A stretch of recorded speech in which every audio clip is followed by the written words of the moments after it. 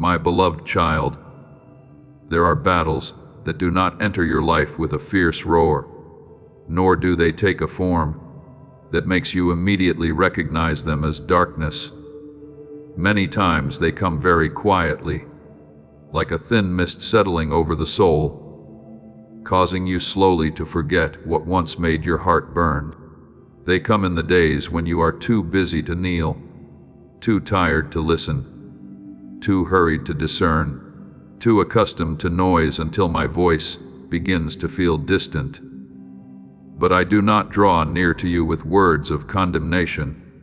I come as a father comes beside a weary child, placing my hand upon your shoulder and reminding you, awaken in love.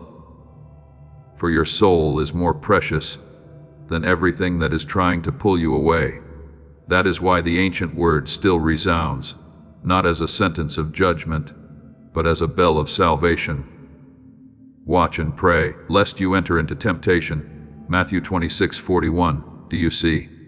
I do not tell you to stay awake, because I doubt you, but because I know there are small things that if you take them lightly, I can quietly turn an entire journey off course. Do not think that only great falls can cause your soul to drift far from me.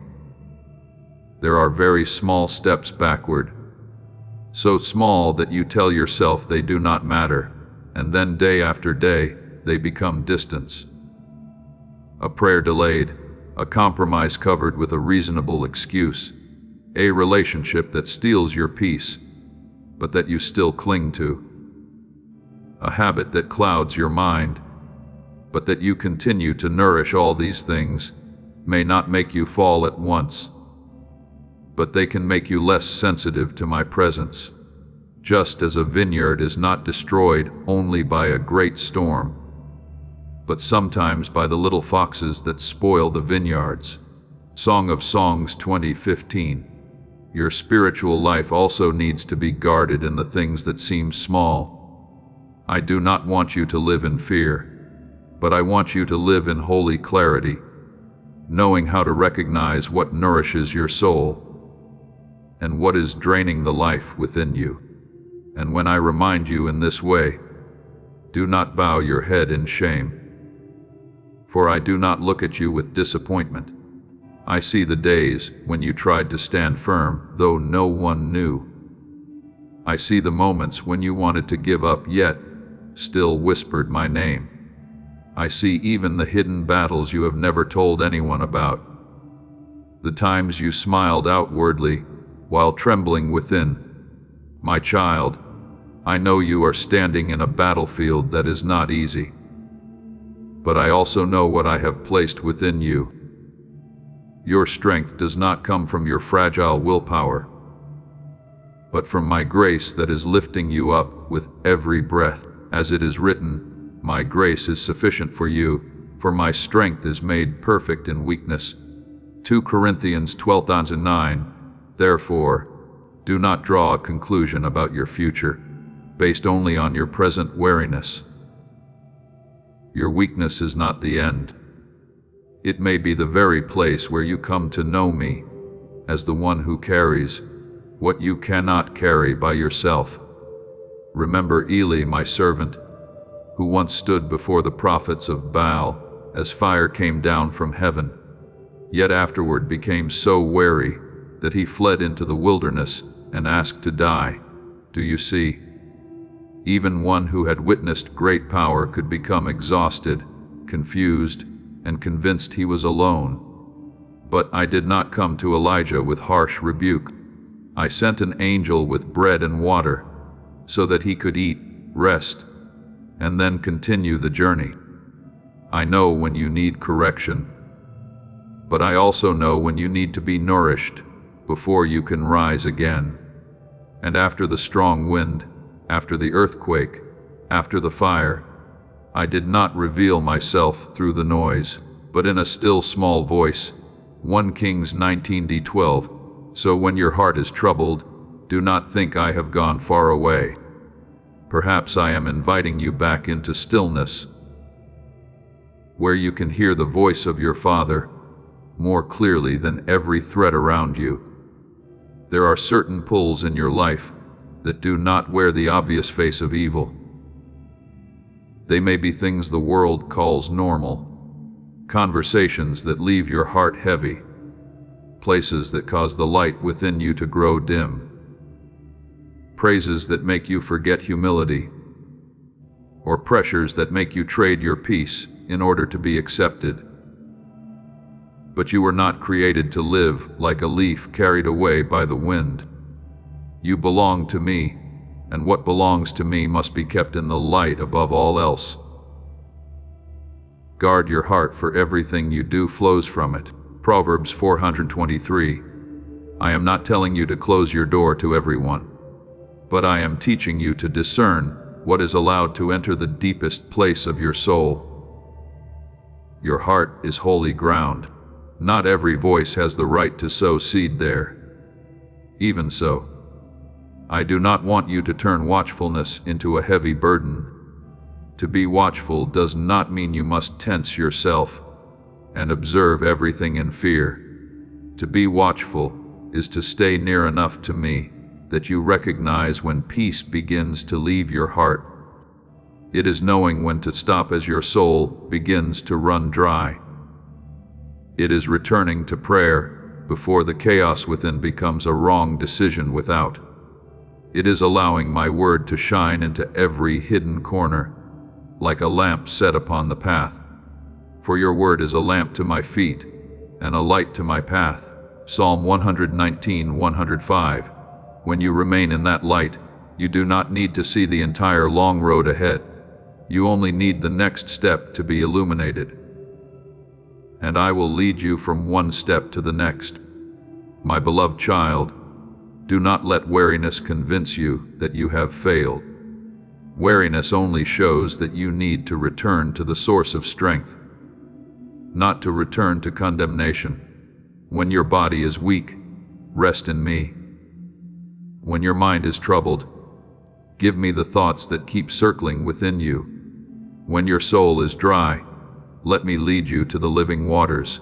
I have spoken. Come to me, all you who labor and are heavy laden, and I will give you rest. Matthew 11:28. You do not need to come to me wearing the appearance of false strength. Come to me in truth. If you are trembling, come. If you are overwhelmed, come. If you do not know how to pray, simply place your heart before me. For even your sighs are not overlooked by me. I go before you into places you have never been to make a way through what you thought was impossible. I walk beside you in the hours when you feel weak, to lift you with an arm that never grows weary. I also go behind you, protecting what you cannot see, mending the gaps you did not know had been wounded. Therefore, when you feel as though you must hold everything together alone, remember that this is not the truth. The Lord will fight for you. You need only to be still. Exodus 14:14 is not a call for you to give up, but an invitation for you to stop panicking, to stop taking my place, to stop believing that everything will only remain secure if your hands never let go. There are battles in which you must stand firm, but there are burdens that only I have the authority to carry. So today I am not calling you back with thunder, but with love. Return to the place of prayer, not as one who is being forced, but as a child coming home. Release the things that are pulling you away from your calling. Not because I want to take your joy from you, but because I want to restore to you a deeper life. Guard the small habits, the small choices, the small thoughts, because it is within those small things that either the light is nourished or darkness finds an opening. You have not been abandoned by me in this process. I am teaching you to walk with gentle watchfulness, with enduring faith, with a heart no longer controlled by what is outside of it. Rise, my beloved child, not to prove that you have never been weak, but because you have been upheld, not to continue by your own strength, but by the presence that is covering you. And when you turn again to hear my voice, you will realize I have never gone far away. I am still here, still calling you with love, still fighting for you, and still leading you into the peace that no force can steal from my hand. My beloved child, there are cries that never rise as audible sound, yet still touch the heights of heaven. There are nights when you turn your face toward the darkness, letting your tears fall upon your pillow, with no hand to wipe them away, no one to ask, no eyes to know that inside you are breaking into small pieces. You thought that pain passed away like the night mist, unnoticed, unrecorded, leaving no trace, carrying no meaning beyond the weariness you had to bear alone. But I speak to you with the tenderness of a father who never takes his eyes off you. Not one of your tears has fallen into forgetfulness.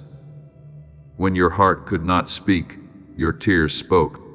When your lips could not plead, the trembling within your soul rose before me. As it is written, you have kept count of my wanderings, put my tears in your bottle. Psalm 568. Do you see what the world does not see? I still preserve what people call weakness. I see as the mark of a soul that still longs to be healed. Therefore, do not despise the seasons in which you have wept. Do not call those nights useless. In my eyes, there are tears that are like seeds sown into dark soil, not rising immediately, not showing you fruit at once, yet quietly preparing for a new season. You thought you were only enduring, but I was there, working in depths you could not yet understand. I do not stand outside your life as a distant God, watching you struggle and waiting for you to rise by yourself. No, my child, I step into the place where you hurt. I sit with you in the silence no one else can bear. I remain when others leave. I know the name of every wound, the origin of every fear, and why you stayed silent before the things you should have been able to speak. The Lord is near to the brokenhearted and saves those who are crushed in spirit. Psalm 34:18. My nearness does not depend on whether you can feel me or not. I am still near, even when pain makes you think you have been forgotten. There are times when you come to me with broken prayers, without order, without beautiful words, with only heavy breaths, and a heart almost drained of strength.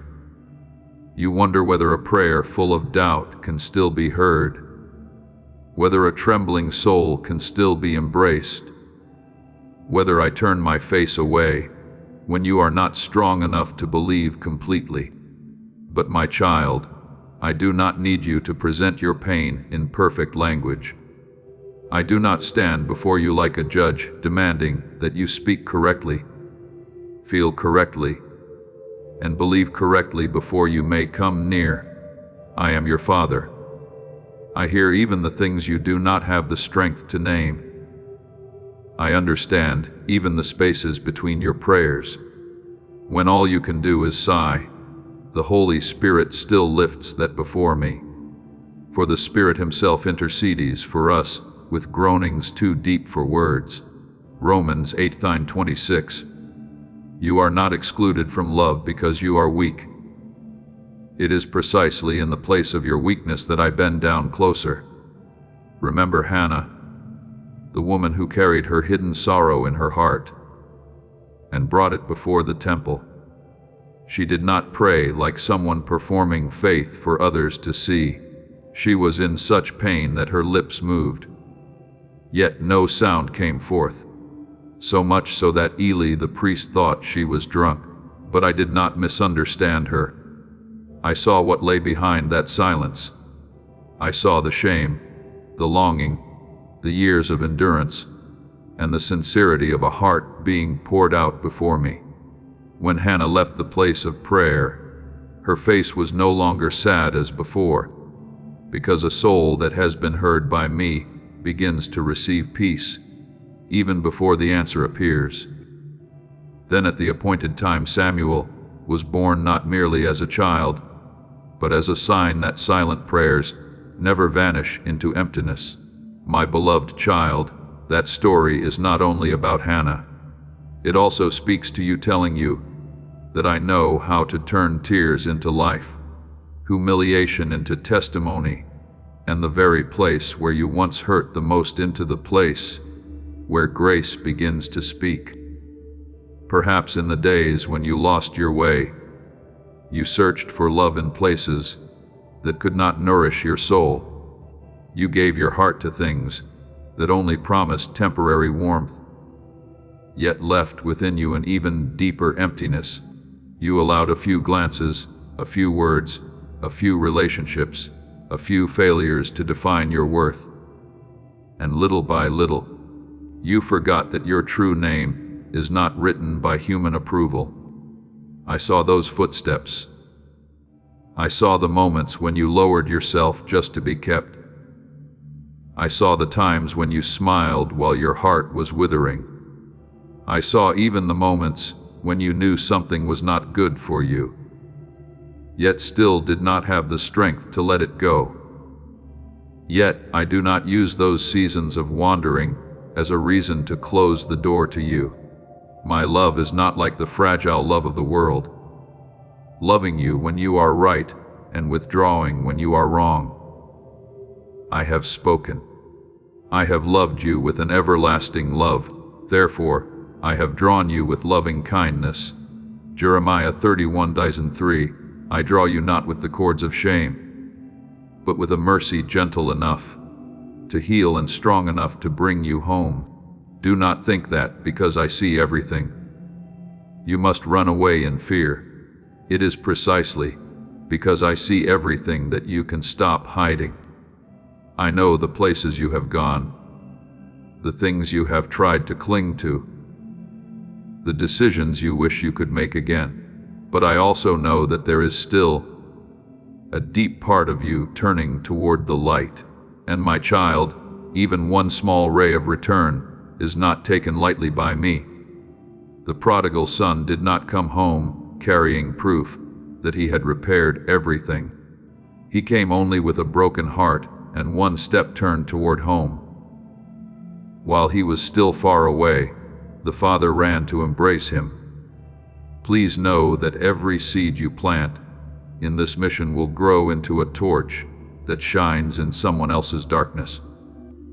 Giving to this work through the link in the description or the pinned comment, whether by buying a coffee, making a donation, or becoming a member of our Ko-Fi community, does not go to a channel. Your actions are supporting a divine mission to save lost souls. Heaven moves through willing voices, but it grows through hearts that are kind. This is what I say over you now. Each gift you give is like a stream of living water that flows into the life of someone who needs healing. Give, and it will be given to you is not just a verse for Jesus, it is a living promise that shapes your future. Allow me to invite you, now with a simple act of faith. Come into this moment with purpose, with honesty, and with hope. The money you give today is not a donation. The act of spiritual obedience that lets your heavens open is what opens them. Let go of your seed and see what God brings back into your life. Luke 15:20. This is what I want you to understand. I do not wait for you to make yourself worthy before I open my arms. My arms are the place where your dignity is restored. The new robe is not given after you have proven yourself long enough. The new robe is given because you are a child, and the Father's house still has room for you. From now on, when old memories try to convince you that you are only the sum of your falls, let my voice speak louder. You are not the pain you have endured. You are not the place where you once searched for love in the wrong way. You are not another person's rejection, nor are you the dark nights that once made you cry until you had no strength left. You are the one I call by name. You are the soul I still keep. You are the child I do not abandon halfway. A bruised reed he will not break, and a smoldering wick he will not quench. Isaiah 42:3. If there is only a small spark left within you, I can still breathe it into flame. If your heart has only one quiet whisper left, help me, I still hear it like a bell ringing in heaven. So come near to me without needing to decorate your pain, without needing to hide your weakness, without pretending that you are well something within. You still needs to be healed. Let me touch the places you have locked away. Let me wash away the false definitions life has placed upon you. Let me teach you that being loved does not mean you must always be strong, and being restored does not mean you were never wounded. I am with you in every breath, in every step of return, in every moment when you choose not to run from the light anymore. Your tears have not been forgotten. Your broken prayers have not been ignored, and the years in which you lost your way are not stronger than my everlasting love. Rest in this, my beloved child. I have seen you, I have heard you, I have kept you, and I am still drawing you back with mercy that never runs dry. My beloved child, stop standing outside your own pain as though you were a stranger to it. Stop covering your wounds with thick layers of silence, simply because you are afraid that if they are opened, everything will become too much to bear. I do not draw near to you to make you ashamed. I do not enter the hidden rooms of your heart to point at the things you have tried to hide. I come as the healer, as the Father who knows how long you have had to hold yourself together, who knows where within you it still aches when night falls, who knows which memory, if touched even lightly, can make your soul tremble. He heals the brokenhearted and binds up their wounds. Psalm 147:3. So do not be afraid of my light. That light does not come to expose you in humiliation, but to drive away the darkness that made you think you had to live forever in woundedness. I do not bring up the past to imprison you there.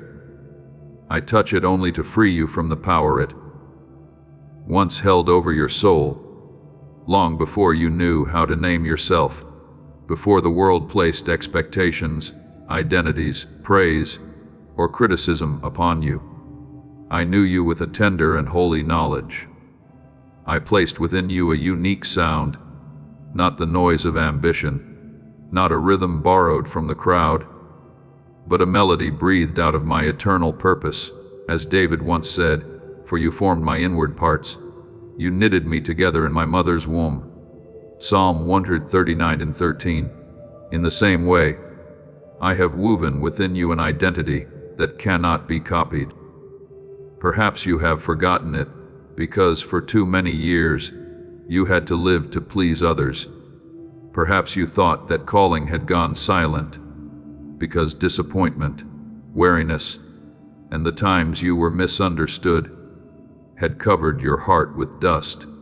But my child, what I placed within you does not die simply because you once lost your way. It is still there, quiet, like an underground spring, waiting for the day you become still enough again to hear it flowing. Therefore, I invite you into silence, not as a punishment, but as a place of encounter in this noisy world. You have heard too many voices telling you to be faster, stronger, different, more visible, and more proven. Those voices have dragged your mind down many roads where your heart has never truly rested. But in my presence, you no longer need to perform. Be still before the Lord and wait patiently for Him. Psalm 37, is not a call for you to remain motionless in despair. It is a doorway leading you back to the original breath of your soul. When you are still, you will realize that I have not been absent. When you stop running, you will hear the voice that has been calling you for so long. When you no longer allow outside voices to determine your worth, the melody I placed within you will begin to rise again, purer, deeper, and truer. There are parts of you that have grown tired from protecting themselves for too long. You learned how to smile when your heart was breaking, how to say, "I'm fine," when everything inside you only wanted to be held, how to be so strong that you forgot you also needed to be cherished. But I did not create you to live forever behind fortified walls. Some walls once helped you survive, but if you keep them too long, they will also keep love from entering. I am not breaking you. I am dismantling what has imprisoned you. I do not force your heart open with harshness. I stand there patiently until you recognize that my arms are a safe place. Perfect love casts out fear. 1 John 4:18. And my love for you does not merely soothe your crying. It teaches your soul to stop trembling before true closeness. When you remain in my arms, healing will not always come like a flash of lightning that makes every memory disappear in a single moment. Many times it comes like the dawn, very gentle, very slow, yet certain. At first, you only notice that you can breathe a little more deeply. Then you realize that something that once wounded you no longer controls you, as it did before. Then you begin to distinguish between the voice of the past and my voice. Then you learn how to forgive without denying the truth, how to let go without losing your dignity, how to move forward without needing to prove to anyone that you have healed. If anyone is in Christ, he is a new creation. The old has passed away. Behold, the new has come. Du Korinko desacit. That newness is not an outer garment placed over you. It is the living stream I caused to rise from within, in the very place where you once thought only ruins remained. Do not quickly lose heart. If there are days when you still feel pain, a wound that is healing can still ache when it is touched. But that does not mean you have not moved forward. I am teaching you to see healing with patient eyes. You are no longer someone owned by the past. Even if memory still knocks at the door at times, you are no longer the child who must ask fear for permission to live. Even if your heart still trembles sometimes, you are no longer the one abandoned halfway. Even if on some days you cannot yet see the whole road ahead, I am here, not distant, not waiting for you to become perfect before I love you, not demanding that you repair yourself completely before you may come near. I will never leave you nor forsake you. Hebrews 13:5. That word does not change according to your emotions, nor does it grow weaker in the seasons when you do not yet fully understand my heart. Now let me restore within you the sense of belonging. You are not a stranger before me. You are not a soul who must stand outside the threshold, looking at grace as though it were something meant for someone else. You are my child. Even when you cannot yet fully feel this embrace, my arms are still open. Even when you still hesitate, my love does not withdraw. Even when you only dare to take one small step, heaven still recognizes the direction of your return. Let my presence enter the place where you hurt the most, not to break you further, but to uproot the lie that you cannot be restored. Let me enter the place where you are most weary, not to demand more from you, but to teach you how to rest in a strength that does not come from yourself. let me enter the place you have hidden most deeply, not to expose you before the world, but to return to you freedom in the light. And as you are gradually healed, the old melody within you will rise again with a new tone. It will no longer be the innocent song of one who has never known pain, but the song of a soul that has passed through darkness and yet has not been swallowed by it. It will carry the tenderness of mercy, the depth of faith, the light of one whom I have lifted up. You will not only be comforted, you will be transformed. You will not only survive, you will become a sign of grace. I was here from the beginning, when you did not yet know that I was weaving you together. I am still here in the present, as you are learning to open your heart once more, and I will still be here until the end, when everything I have begun in you is completed in love. Come near, my beloved child. Be still in me. Listen again to the music of your soul. It has never been lost. It has only been waiting to be awakened by the hand of the Father, the one who loved you first and will love you forever. My beloved child, I do not call you back with threats, nor do I draw you back with the chains of condemnation. I do not want you to return as a trembling soul, merely afraid of being punished, nor do I want you to come near to me as someone forced to kneel before a stranger.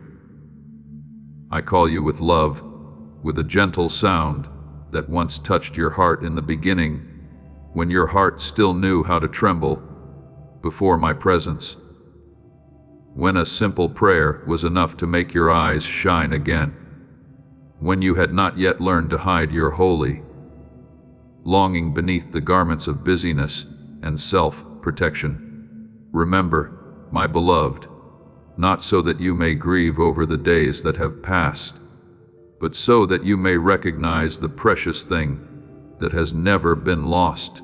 I once spoke to the church in Ephesus that they had left their first love. Revelation 2:4. But that word was not only a warning, it was also an invitation to return to the first flame. The door has not closed. My hand has not withdrawn.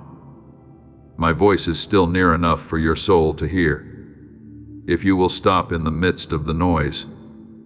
There have been years when the world told you too many things about yourself.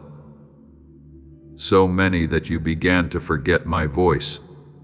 It told you that your worth was found in achievement, in recognition, in how many people needed you, how many eyes acknowledged you, how many results could be measured. It taught you to run, then blamed you for being exhausted. It taught you to prove yourself, then made you afraid that you were still not enough. It placed narrow molds upon you, while I created you with a purpose wider than every human standard. Before anyone called you a failure, I called you beloved. Before anyone made you doubt your light, I placed that light within you. Before I formed you in the womb, I knew you. Jeremiah 105. You did not begin with the world's assessment. You began with my knowing, and what I know about you is deeper than every word people have ever spoken. Therefore, do not let ordinary life swallow your soul. I did not place you in this world merely so that you would wake up, work, worry, grow tired, and repeat your days like a shadow passing over the earth. You were not created to quietly exist in depletion and then call that maturity. There is a deeper life that I have placed within you, a spring that does not depend on perfect circumstances. I have spoken. I have come that they may have life and have it abundantly. John 10:10. That abundant life does not always appear as outward ease, but as an inner life that is not hollowed out by pressure, not led astray by noise, not extinguished simply because the days have grown heavy. I want you to live, not merely function. I want you to be awake, not merely busy. I want you to walk as one who knows where they belong, not as one who must invent a reason to keep going. Therefore, when you do good and do not yet see the result, do not quickly conclude that it is meaningless. When you love and are not answered in a worthy way, do not let your heart grow cold. When you are faithful in small things and no one recognizes it, do not let the silence of others make you question the value of obedience. The harvest does not come the moment the seed falls into the ground. There are things that must be covered, must endure rain and sun, must wait for the appointed time before they rise from the earth. Let us not grow weary while doing good, for in due season we shall reap, if we do not lose heart. Galatians 6:29. That word does not promise that you will never grow tired, but it does promise that faithfulness is not forgotten by me. The good things you do in secret may not immediately change the world, but they are keeping you within my flow, and a life that remains within that flow is never useless. Perhaps you once thought that, in order to influence this life, you had to become great in the eyes of others, but I often work through small things offered with a sincere heart. A cup of cold water given to one of the little ones is not despised by me. An act of forgiveness that no one knows about can break a chain of pain, passed down from generation to generation. Patience within a family, a prayer in the night, a choice not to retaliate, an act of kindness when your own heart is tired. All of these carry weight in the kingdom of heaven. He who is faithful in what is least is faithful also in much. Luke 16:10. You do not need to wait for a great stage before you begin to live according to what I have placed within you.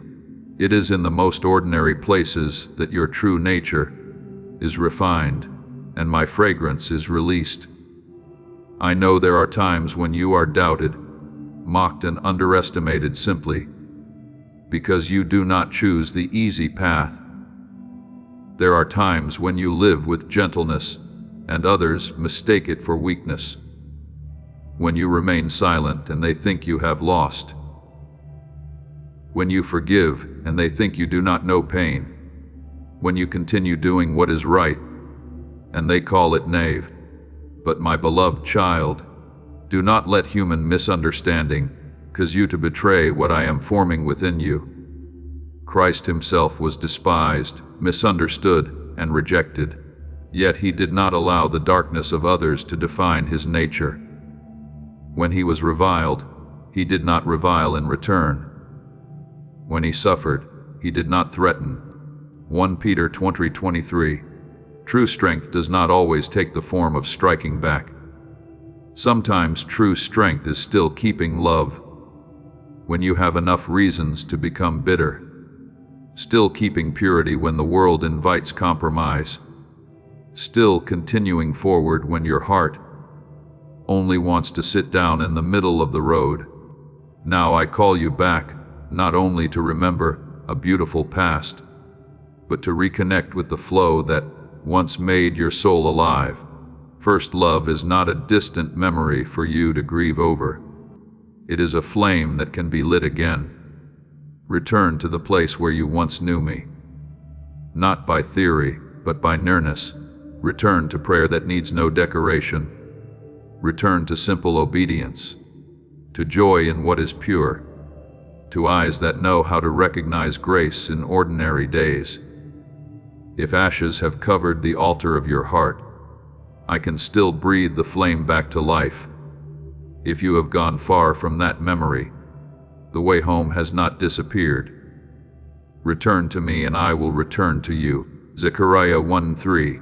Not because I ever abandoned you, but because I want you to recognize again the presence you had lost the ability to feel. My beloved child, do not fear that it is too late for you to live according to what I have sown within you. Do not fear that the years of depletion have taken away every opportunity. I am the one who renews seasons, the one who calls sleeping seeds to rise, the one who makes streams flow in the wilderness and opens a way through the deep sea. What I placed within you can still bloom, but you must stop calling weariness your destiny and stop calling numbness peace. Let me awaken you. Let me remind you that you are not a shadow passing through this life, but a lamp placed on a stand to shine in the very place where I send you. Love with a love that is not impoverished by calculation. Do good when no one is watching. Create beauty in the land where you are now. Stand firm, not to prove that you are strong, but to testify that I am faithful. And when you live in this way, each ordinary day will no longer be a meaningless cycle, but holy ground where my life flows through you, quietly yet powerfully, gently yet impossible to extinguish. My beloved child, there are things I can do for you. By my power and my mercy, I can make a way where there is no way. Calm the storm that is roaring around your life. Heal the places you thought no longer had hope, and call light to rise, even in the darkest valley. But there is one thing I do not force within you, and that is the opening of your heart. I did not create you as a door to be broken open by power, but as a soul invited to enter love willingly. True love does not use fear to possess, pressure to break, or condemnation to draw you back. True love stands there patient, high, enduring, knocking on the door of your heart with tireless gentleness. As it is written, "Behold, I stand at the door and knock. If anyone hears my voice and opens the door, I will come into him." Revelation 3:20. Do you see? I am not far away. I have not left. I stand near enough for you to hear the knock. Yet, I love you deeply enough not to invade what you have not yet been willing to surrender. Perhaps you have grown used to living with closed doors.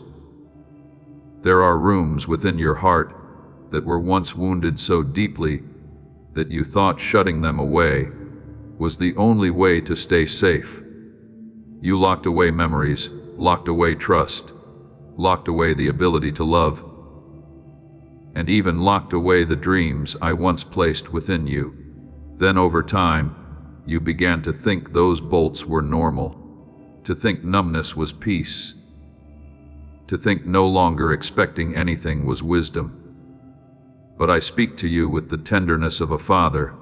You were not created to live inside a dark inner house where every window is covered because you fear the light will hurt. My light does not come to burn you. It comes to show you where dust needs to be wiped away, where wounds need to be anointed, and where treasures have been forgotten beneath layers of fear. God is light, and in him is no darkness at all. 1 John 1:5. And when you turn your face toward me, you do not step into exposure for condemnation, but into truth for freedom. Remember the paralyzed man who lay beside the pool of Bethesda for 38 years. He was near the place where people believed healing could happen. Yet he had lived so long in helplessness that his pain had become the way he saw himself. When Christ came near, he did not begin with a long sermon about the man's mistakes, nor did he use his weakness to shame him. He asked a question that went straight to the center of the will. Do you want to be made well? John 5:96. My beloved child, that question was not asked because I do not know your pain, but because I want you to recognize that there are times when healing not only needs to be given, but also received. That man had to hear the call, rise up, take up his bed and walk. In the same way, I can bring restoration. But you must stop agreeing with the old mat of condemnation. I can speak life, but you must stop lying forever in the old definition of yourself. Therefore, today I am not merely speaking to you about the beautiful image you may become as some distant comfort. I am calling you to step into that image through a real action, even if it is small, even if it tremble, even if you do not yet fully understand what waits ahead.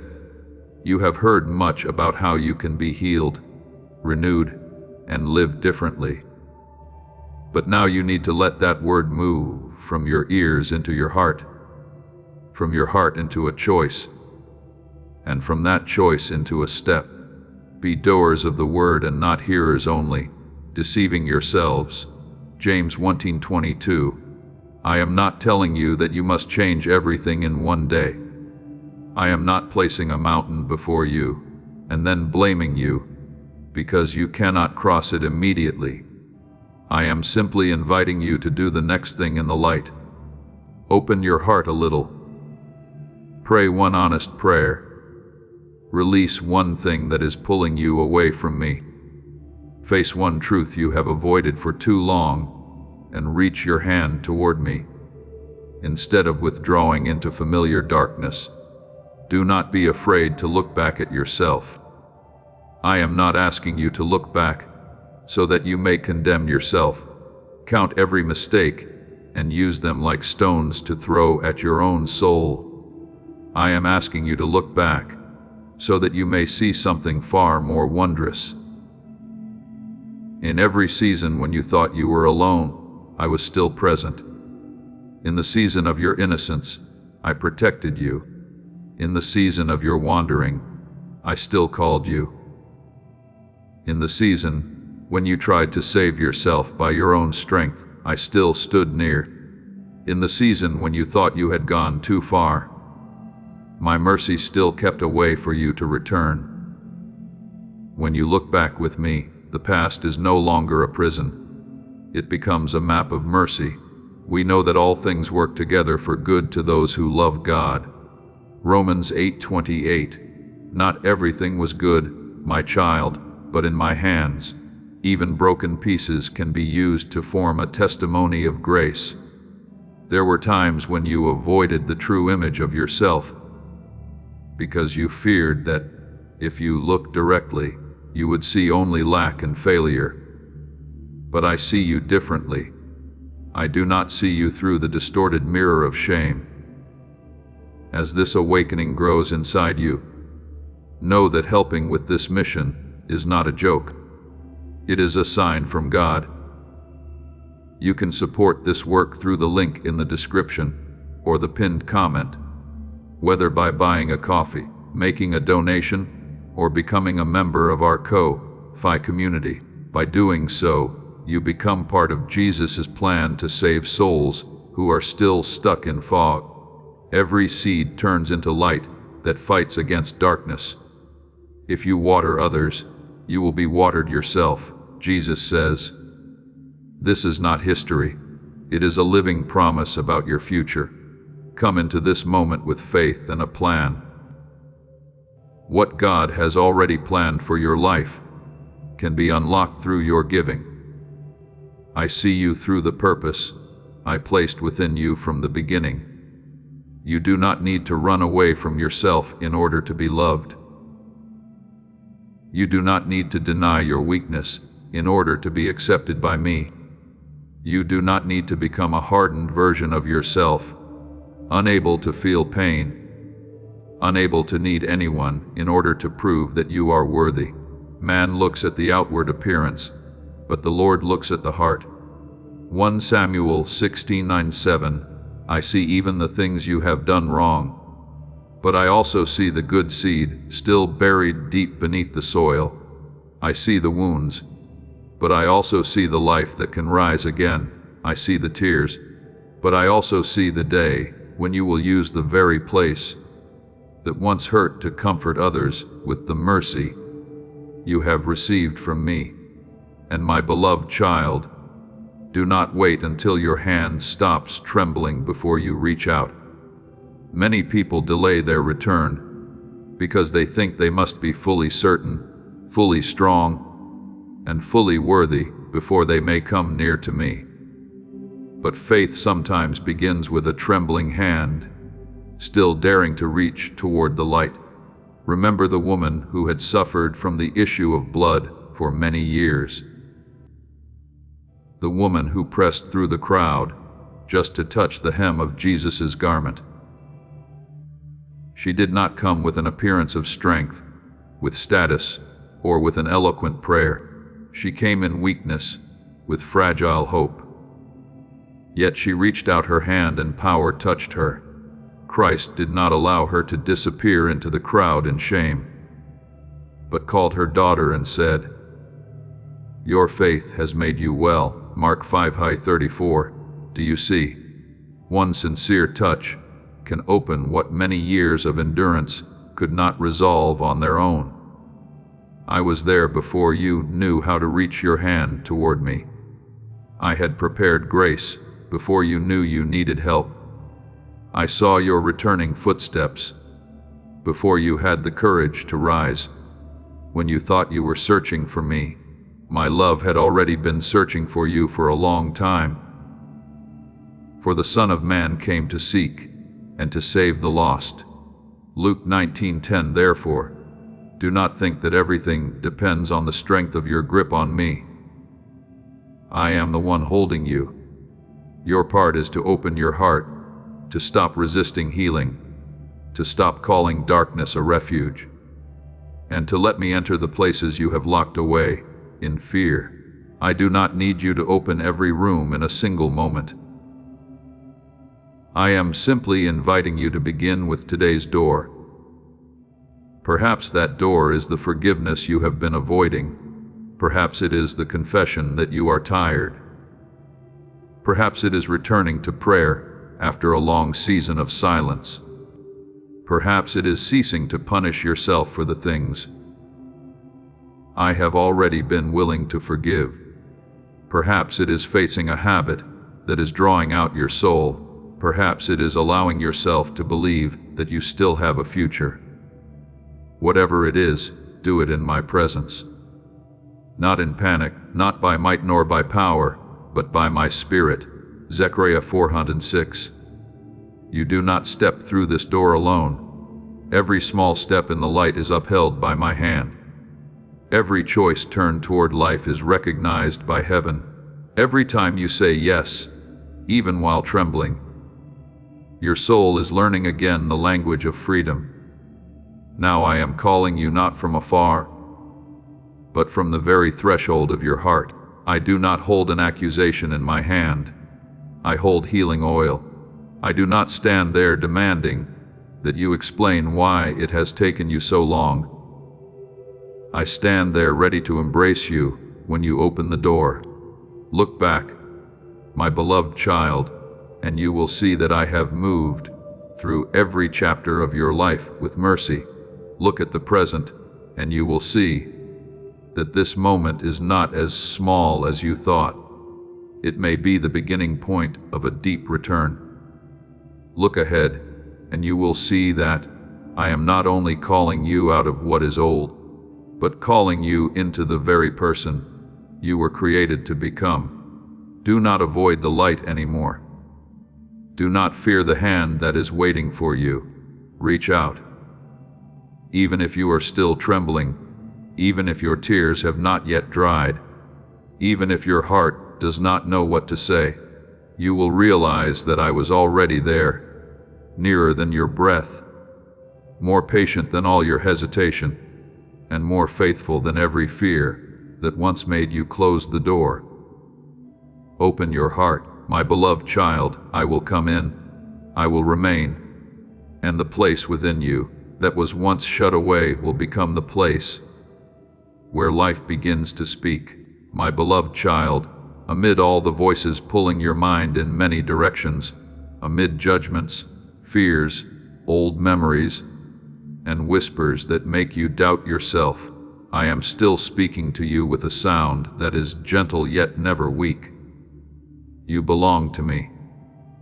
Before the world knew how to define you, I called you with love. Before any mistake had time to cast a shadow over your journey, I placed a purpose within you. Before you heard the words that caused your heart to shrink back, I wrote the mark of life upon your soul. You are not an accident thrown into this life to search for meaning in the midst of chaos. You are not the result of what has been broken. You are not the product of pain, failure, or the seasons when you went the wrong way. I have spoken, for I know the plans I have for you, plans for peace and not for evil, to give you a future and a hope. Jeremiah 29:11. That word is not a fragile comforter. It is a rock beneath your feet when every other word tries to make you fall. Perhaps you have lived beneath what I placed within you, not because you lack worth, nor because you are unable to enter a deeper life, but because you have believed for too long in things that did not come from me. There are lies that do not shout like enemies. They repeat themselves softly through the years until you begin to think they are the truth. They say that you are not good enough, not clean enough, not strong enough, not lovable enough, not chosen enough.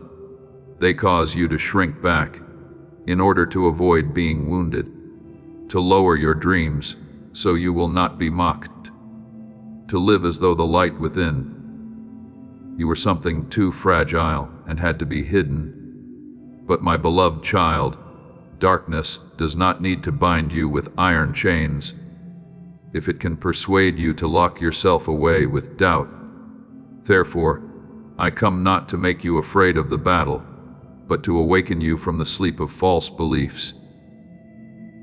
You shall know the truth, and the truth shall make you free. John 8:32. My truth does not merely correct your thoughts, it unlocks your soul. Therefore, do not use your past as evidence against your future. Do not let one season of wandering convince you that your whole life has gone astray. Do not let the words others spoke when they did not understand.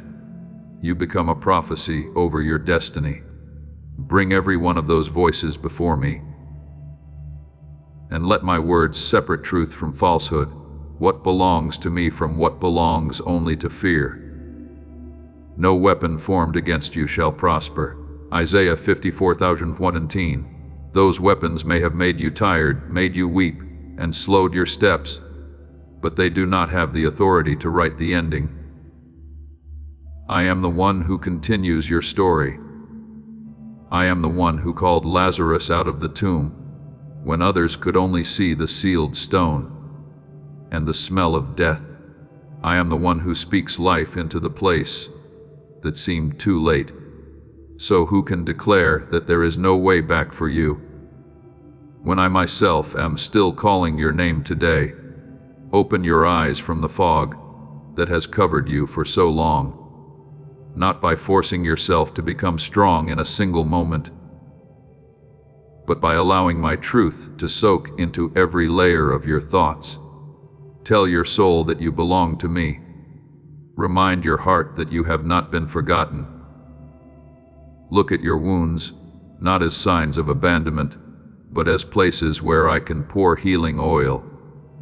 Look at the abilities within you, not as something too distant, but as seeds waiting for the light. He who began a good work in you will carry it on to completion. Philippians 1:36. I do not begin anything within you only to abandon it halfway. Delay is not the end. Weakness is not your destiny. Confusion is not your identity.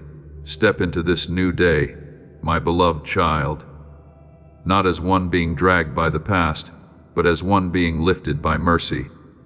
Each day I place before you is not given so you may return to the old rooms of fear, but so you may move into the new thing I am preparing.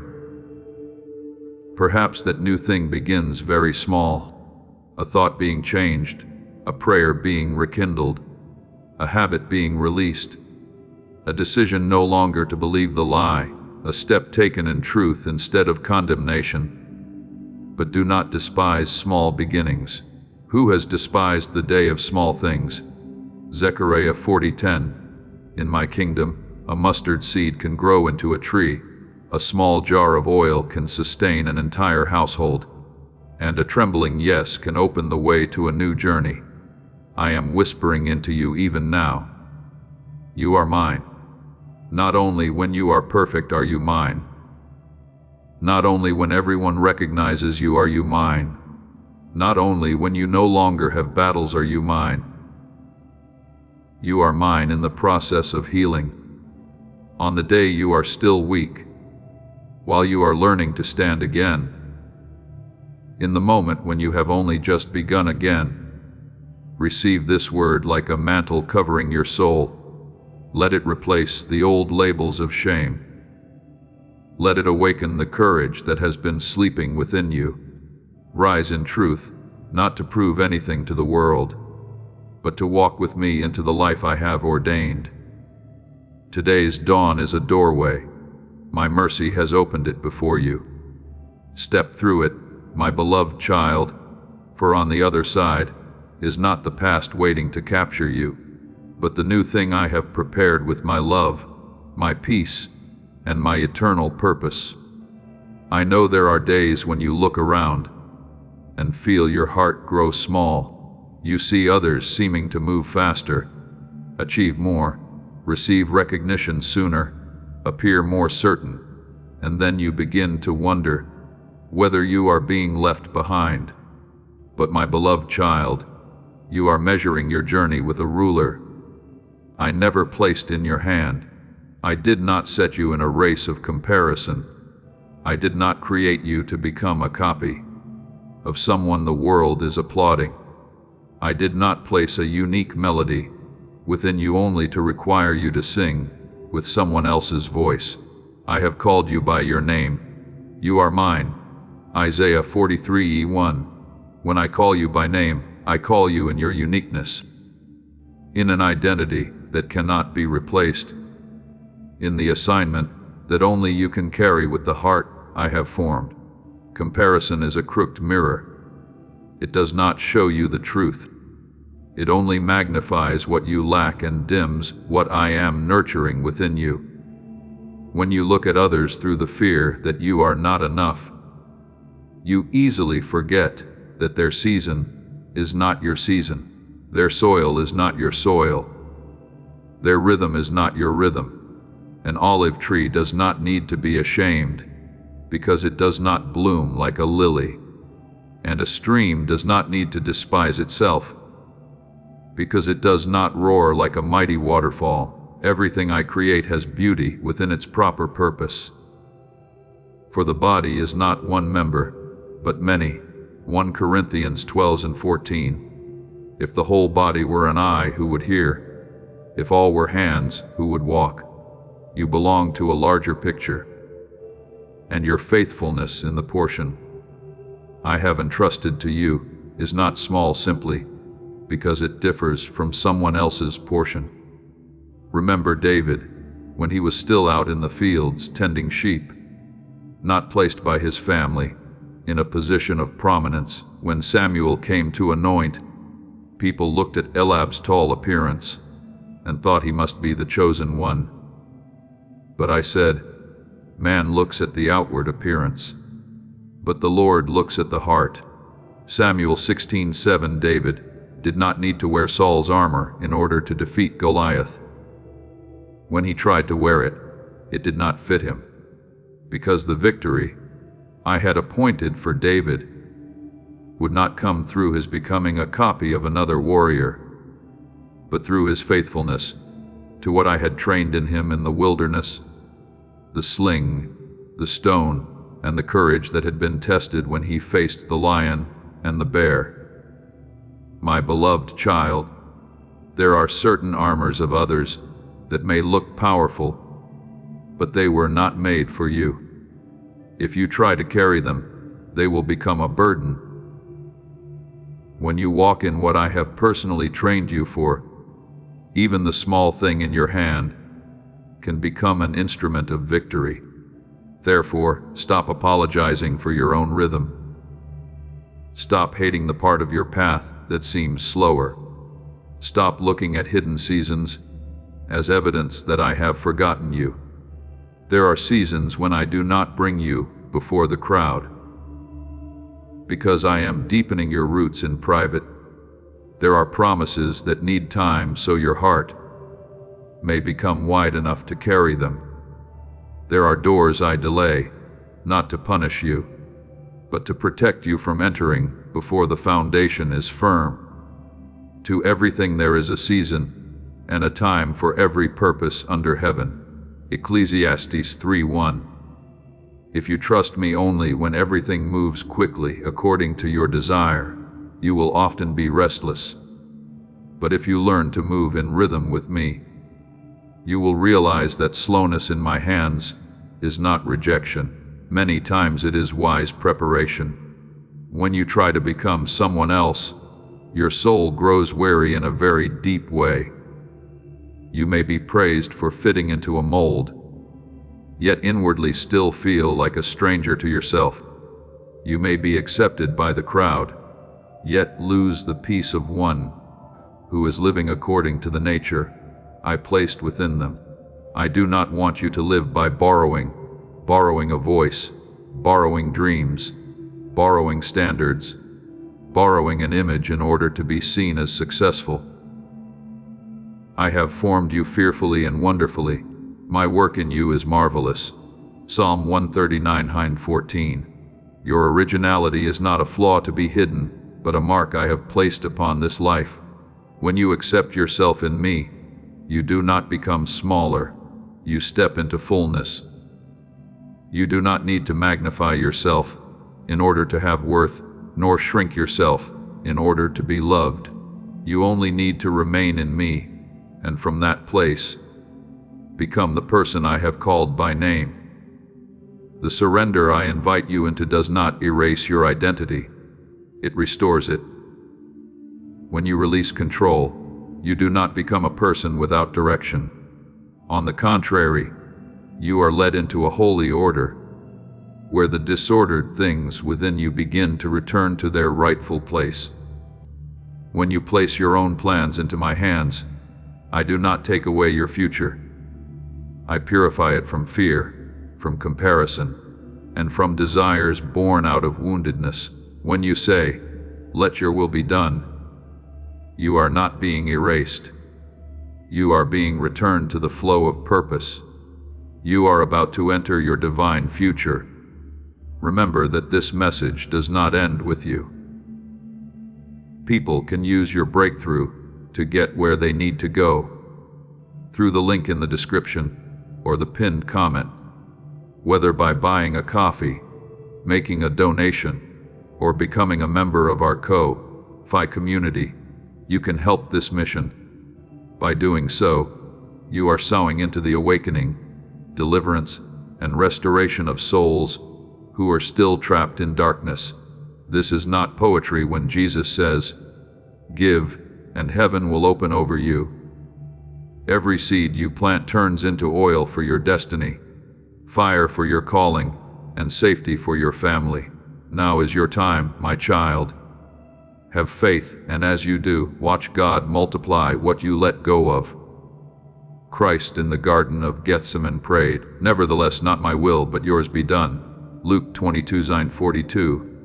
In that surrender, there was no cowardly weakness, but the power of love that trusted the Father completely. In the same way, when you surrender to me, you do not lose your life. You find it in the hands that loved you first.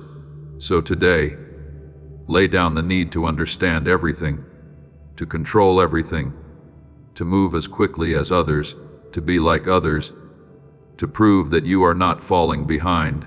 Let your heart return to the holy simplicity of trust. I know the way. I know the timing. I know you, and I do not lead you wrongly. Walk today's portion of the road with your eyes fixed on me. Do what is illuminated before you. Tend the seed I have placed in your hand, instead of envying someone else's garden. Let the light unfold one part at a time. Enough for the next step. enough so that your faith will not be paralyzed by worry.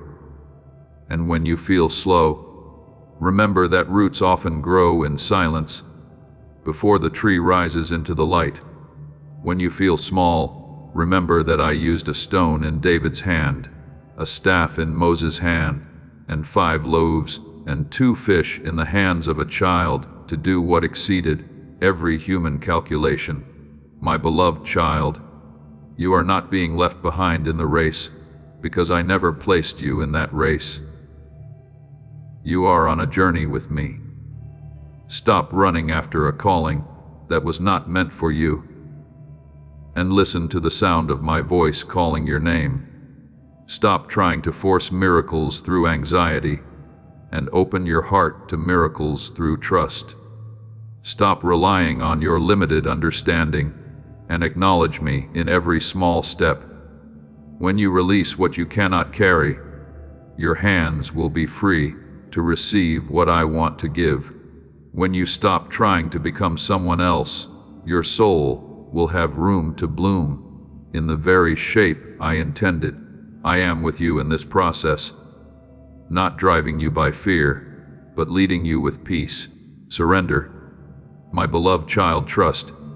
Be yourself in me and you will see the way open. Not because you control everything, but because I, your Father, am leading you with a love that never goes astray. My beloved child, do not use the blessing I have given to someone else to measure the depth of my love for you. Do not look at their harvest and conclude that your seed has been forgotten. Do not look at the door opening before another person and think that I have locked every path before you. You only see the visible surface of their journey, the successes displayed, the congratulations heard, the favorable circumstances that can so easily make your heart ache. But you do not see all the nights they have wept, the battles they have overcome, the things they have had to release, the wounds they are learning either to hide or to heal, just as they cannot see what I am quietly building within you. Man looks at the outward appearance, but the Lord looks at the heart. 1 Samuel 16:97. I do not act according to the simple divisions of human judgment, but according to eternal wisdom, where every soul has a season, a rhythm, a path, and a portion appointed by love, not by comparison. There are things you call delay, but in my hands they are time for the roots to grow deep. There are places you call lack, but in my purpose they are the school of faith.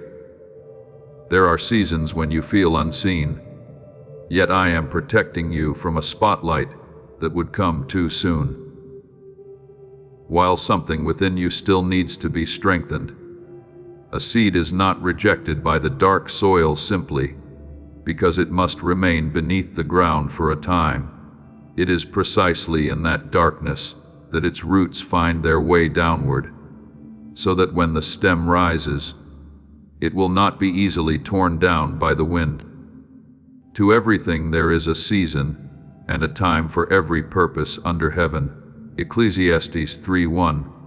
If you only trust me, when everything arrives at the time you desire, your heart will be shaken each time you have to wait. But if you learn to trust me even in the season when you do not yet see, you will realize that my silence is not forgetfulness, and my slowness is never abandonment. Remember Joseph, the one who carried dreams from me within his heart, yet was thrown into a pit before he ever stepped into a palace. If he had looked at his journey with human eyes, everything would have seemed unjust.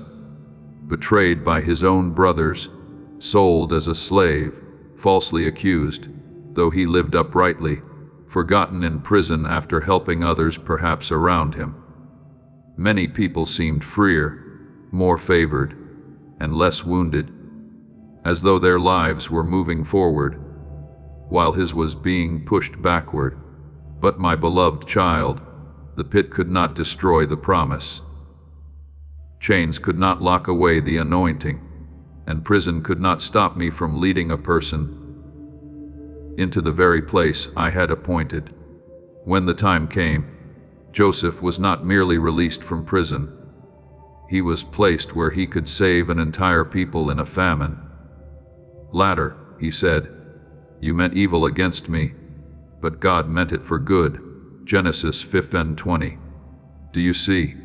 What others did to wound you is not greater than what I can do to redeem you. Therefore, do not judge your path too quickly while you are still in the middle of the story. One dark chapter does not have the right to conclude the whole book. One hidden season does not mean your light has gone out. One delay does not mean the promise has been canceled. I see what you have not yet seen. Connect the pieces you thought were scattered, and use even the winding roads to bring you to a place your heart has not yet been able to imagine. He who began a good work in you will carry it on to completion. Philippians 1:6. I do not begin something within you only to abandon it, because you seem slower than others. I do not forget your name in the crowd. I do not lose the plan for your life simply because you have not yet seen outward signs in my hands. Even waiting has its holy work. Perhaps you are tired because you feel you do not stand out. Perhaps you see others being named, lifted up, and recognized, while you are still being faithful in small things no one knows about. But I ask you with tenderness and truth, are you seeking the gaze of people, or are you seeking formation in my hands? Human attention may feel warm for a moment, but it changes with the day, with benefit, with emotion, with what others can see on the outside. But what I form within you has eternal value. Being seen does not always mean being prepared. Being applauded does not always mean being sent. Being lifted up too early without depth within can weary a soul. Even more than hiddenness, before honor is humility. Proverbs 15:33.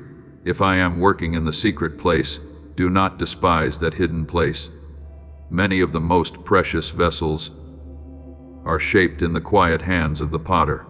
I have not called you to become fireworks, brilliant for a moment and then gone in smoke. I have called you to become a steady lamp, one that may not astonish the crowd in an instant, but still gives light when the darkness remains long. Fireworks need an explosion to be noticed. A lamp needs oil to be sustained. Therefore, do not ask me only to make you stand out. Ask me to fill you with oil. Do not only ask to be placed high, ask to be strengthened from within. Do not only ask that many people see you. Ask that the light within you will not go out when no one is watching. The light of the righteous rejoices, Proverbs 13:99, and that light does not need to envy another light. Each lamp is placed in its own position for its own darkness, in its own appointed time that I know well. Remember the 5 wise virgins in the story Christ told. They did not merely have lamps. They had oil in reserve when the cry of the bridegroom rang out at midnight. What distinguished them was not the outward appearance of the lamps, but what had been quietly prepared within. Matthew 25:1-13. My beloved child, there are seasons when I do not make you shine brighter before others, because I am adding oil within you. That oil is poured through prayer, through testing, through obedience, when no one is watching, through faithfulness in ordinary days, through the times when you choose gentleness instead of bitterness, truth instead of performance, waiting on me instead of forcing a door open. When night comes, what keeps the lamp burning is not the praise of the crowd, but the oil prepared in the secret place. Therefore, do not let comparison steal your peace. Comparison causes you to leave the portion of land I have entrusted to you, in order to stand and stare at someone else's garden. It makes you forget to water the seed in your own hand, because you are busy counting the fruit on another person's tree. It makes you think I love unfairly, when in truth I am tending every soul according to its own need, rhythm, and mission. We have different gifts according to the grace given to each of us. Romans 126. No one lacks worth simply because their gift is not the same as another's. No one is forgotten simply because their season of blooming comes later. A flower that blooms in its appointed season does not need to apologize for not blooming sooner. A lamp burning in its rightful place does not need to envy the lamp set higher. What matters is not whom you resemble, but whether you are faithful to what I have placed within you. If today you feel slow, bring that feeling to me instead of letting it become an accusation against you. If you feel small, remember that I often use what is small to shame what seems great. I used the staff in Moses' hand, the stone in David's hand, the handful of flour and little oil of the widow, and the 5 loaves and 2 fish of a child. I do not need you to have a shape that impresses the world before I can use you. I desire a heart that knows it belongs to me, that knows how to listen, that knows how to let me multiply what it offers. He who is faithful in what is least is faithful also in much. Luke 16:10. Your quiet faithfulness today is not secondary. It is the foundation of what I can entrust to you tomorrow. And when you have not yet seen promotion, do not quickly assume that I am not working. There are promotions that begin with purification, not with reputation. There are doors that open within before they open outwardly. There are losses that seem to lower you, but in truth are cutting away what would burden you on the road ahead. Joseph had to lose his robe of many colors before he wore the garments of authority in Egypt. Yet through that process, he learned wisdom, purity, endurance, and the ability to forgive. In the same way, what you think has been taken from you may be the place where I am freeing you from an identity too small for you. What you think is delay may be the place where I am protecting the promise from ripening too soon. What you think is forgetfulness may be the place where I am hiding you until the appointed hour. So, my beloved child, return to your own portion of land in peace.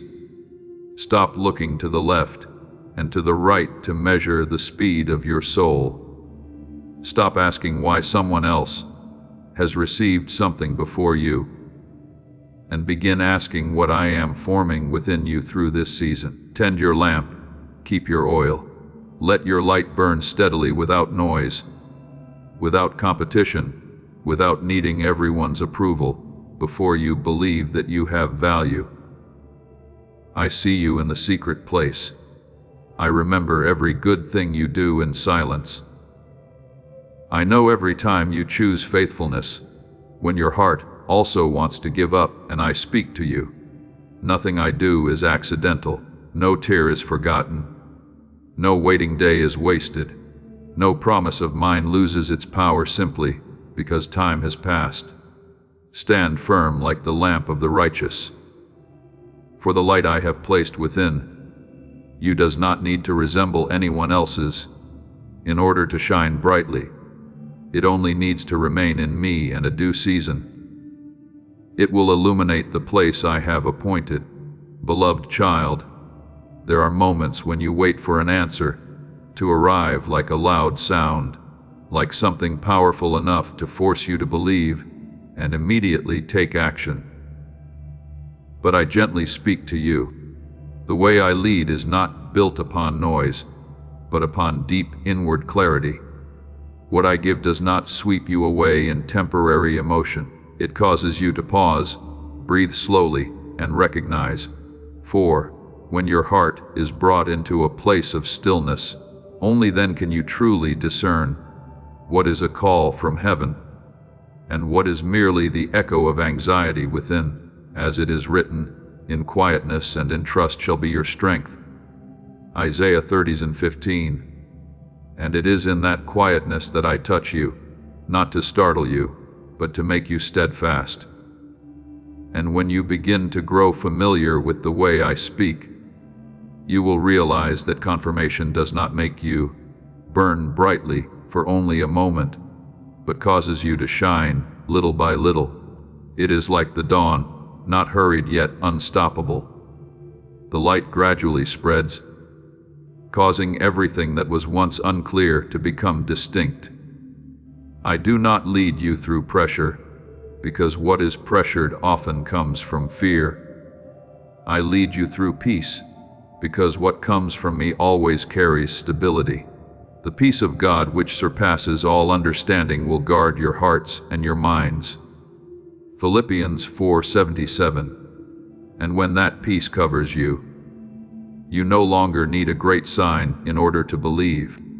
You know, because your heart has been placed rightly.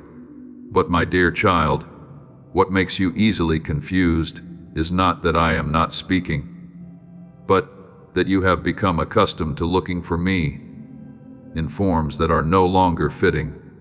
You think that if nothing extraordinary happens, then I have not confirmed it. But I ask you, if a stream of water flows continually, does it need to shout in order to prove its presence? In the same way, my guidance does not need to be showy in order to be real. It is enduring, consistent, and profound. When an idea returns to your heart again and again with peace accompanying it, when a direction makes you feel lighter rather than burdened, when a decision brings stillness to your soul rather than confusion to your mind, that is not coincidence. That is the way I place my seal upon you. Remember, you are not called to chase emotional heights, but to walk in recognition. There are things that excite you yet do not last, and there are things that quiet you yet have deep roots. I do not build your life upon what can be easily shaken. I am building you upon a foundation that can stand firm through every season. The wise man built his house upon the rock, Matthew 7:24. And that rock is not loud signs, but the hearing and obeying of my voice, even when no one else sees it. Then there will come a time when you look back and realize this: the moments in which I confirm things for you were not the times when you were driven by force, but the times when you were inwardly adjusted. I do not only show you the way, I also realign the rhythm within you so that you can walk rightly. For if the rhythm of your heart is still racing after anxiety, you will hear wrongly even when I speak rightly. But when I quiet your heart, you begin to hear in a different way, not through tension, but through trust. Trust in the Lord with all your heart, and lean not on your own understanding. Proverbs 3:5. And when you no longer rely on your own thoughts, you will see that my voice becomes clearer than any sign you have ever sought. There is a story you need to keep within your heart. The prophet Elijah once stood in the midst of a crisis, and he too looked for me in powerful things.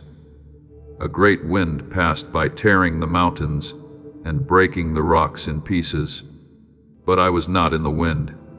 An earthquake came, but I was not in the earthquake.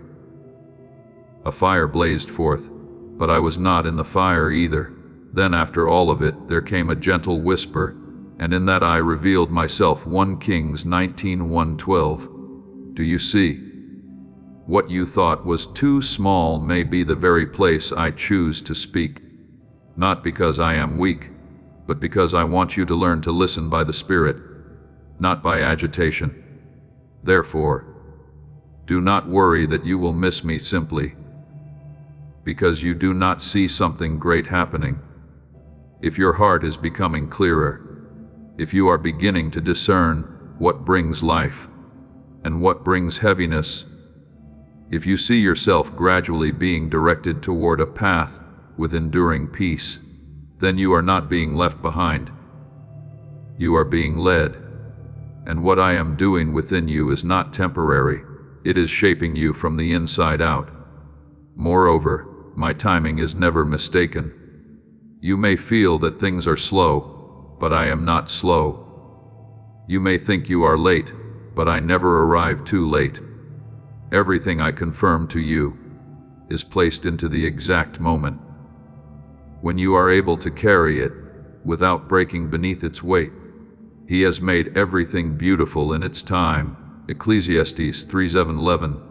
And that beauty is not found in speed, but in fullness. If I gave it to you too soon, you would not yet be steady enough to hold it. If I gave it to you too late, you would lose heart.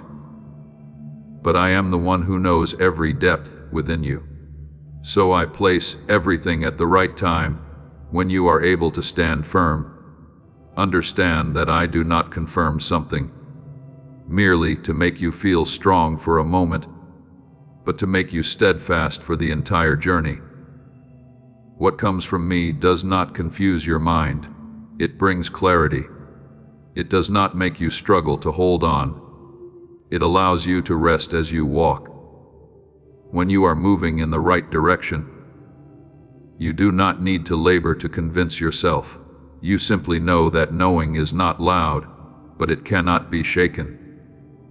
So, beloved child, when you stand before a choice, do not ask what excites you the most. Ask what brings the deepest peace to your heart. Do not search for a loud echo. Seek a deep confirmation. Do not run after outward signs. Listen for the inward adjustment. For I am there not to overwhelm you, but to mature you. And when you learn to recognize me in the silence, you will no longer fear losing your way, because you will no longer depend on what your eyes can see, but will walk by the recognition that comes from me. Beloved child, understand this clearly from the deepest place of your soul. I never lead you through chaos, nor do I place you at crossroads that leave you confused. Everything I do carries a holy order, a peace with clear direction.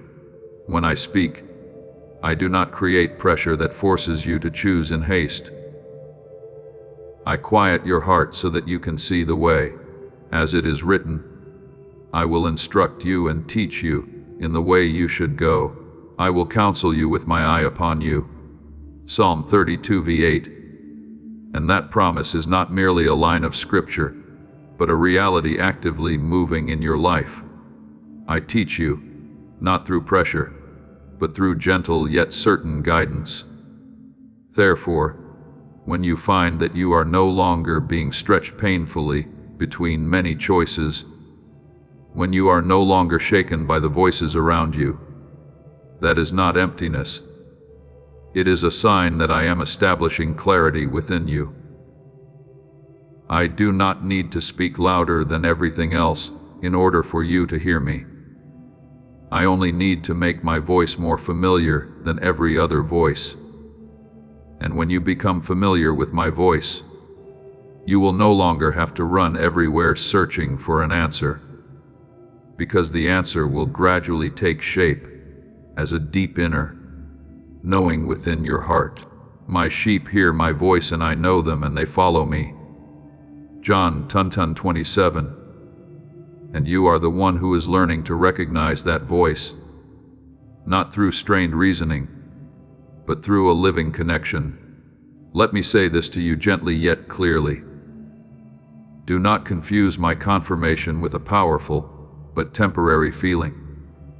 What comes from an emotional surge often fades quickly, but what comes from me will remain, grow, and become steady over time. When I confirm, I do not push you into agitation. I bring you into conscious stillness. In that stillness, you are no longer carried away by speculation, but begin to see each step clearly. Be still and know that I am God. Psalm 46:10. And it is in that stillness that you realize I am not only speaking, I am reshaping you. There are changes you do not recognize immediately, yet they are taking place within you day by day. The things that once made you restless no longer shake you, as they did before. The thoughts that once filled you with anxiety are gradually losing their weight. That is not because your circumstances have become perfect, but because I am making your heart more steadfast than your circumstances. When peace begins to remain longer than worry, when clarity begins to replace uncertainty, when you no longer have to strive to understand and yet still understand, that is the sign that I am working within you, quietly yet powerfully. Remember the story of Samuel when he was still a child. He heard a voice calling in the night, but at first he did not recognize that it was me. He ran to his teacher several times until he was instructed in how to listen. And when he finally answered, "Speak, Lord, for your servant is listening." 1 Samuel 3:10. From that moment onward, he began to step into a new awareness. You are the same. You are learning to distinguish my voice among many other voices, not because I am far away, but because you are being matured in your ability to hear.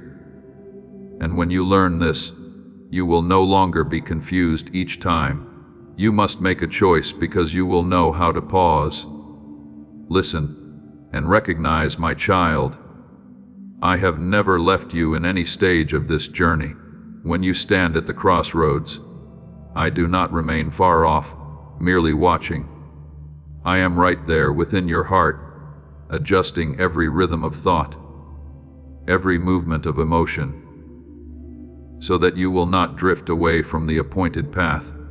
I do not leave you to manage by yourself in the darkness, for my light never goes out. Your word is a lamp to my feet and a light to my path. Psalm 119:105.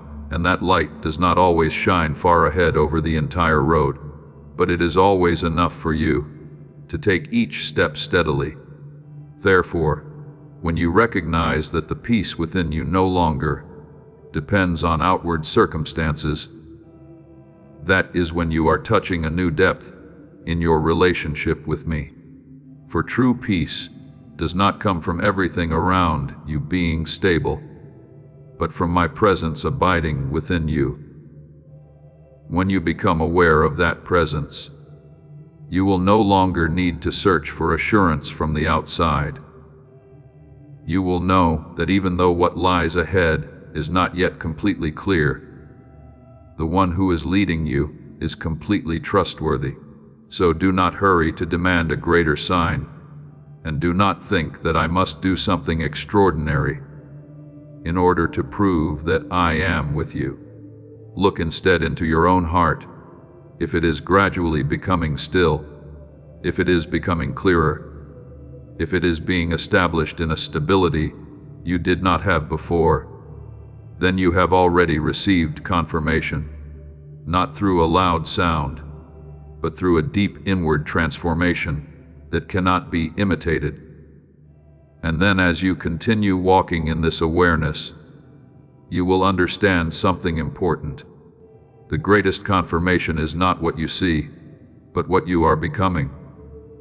When you become more steadfast, clearer, and more peaceful, that is the evidence that I am leading you.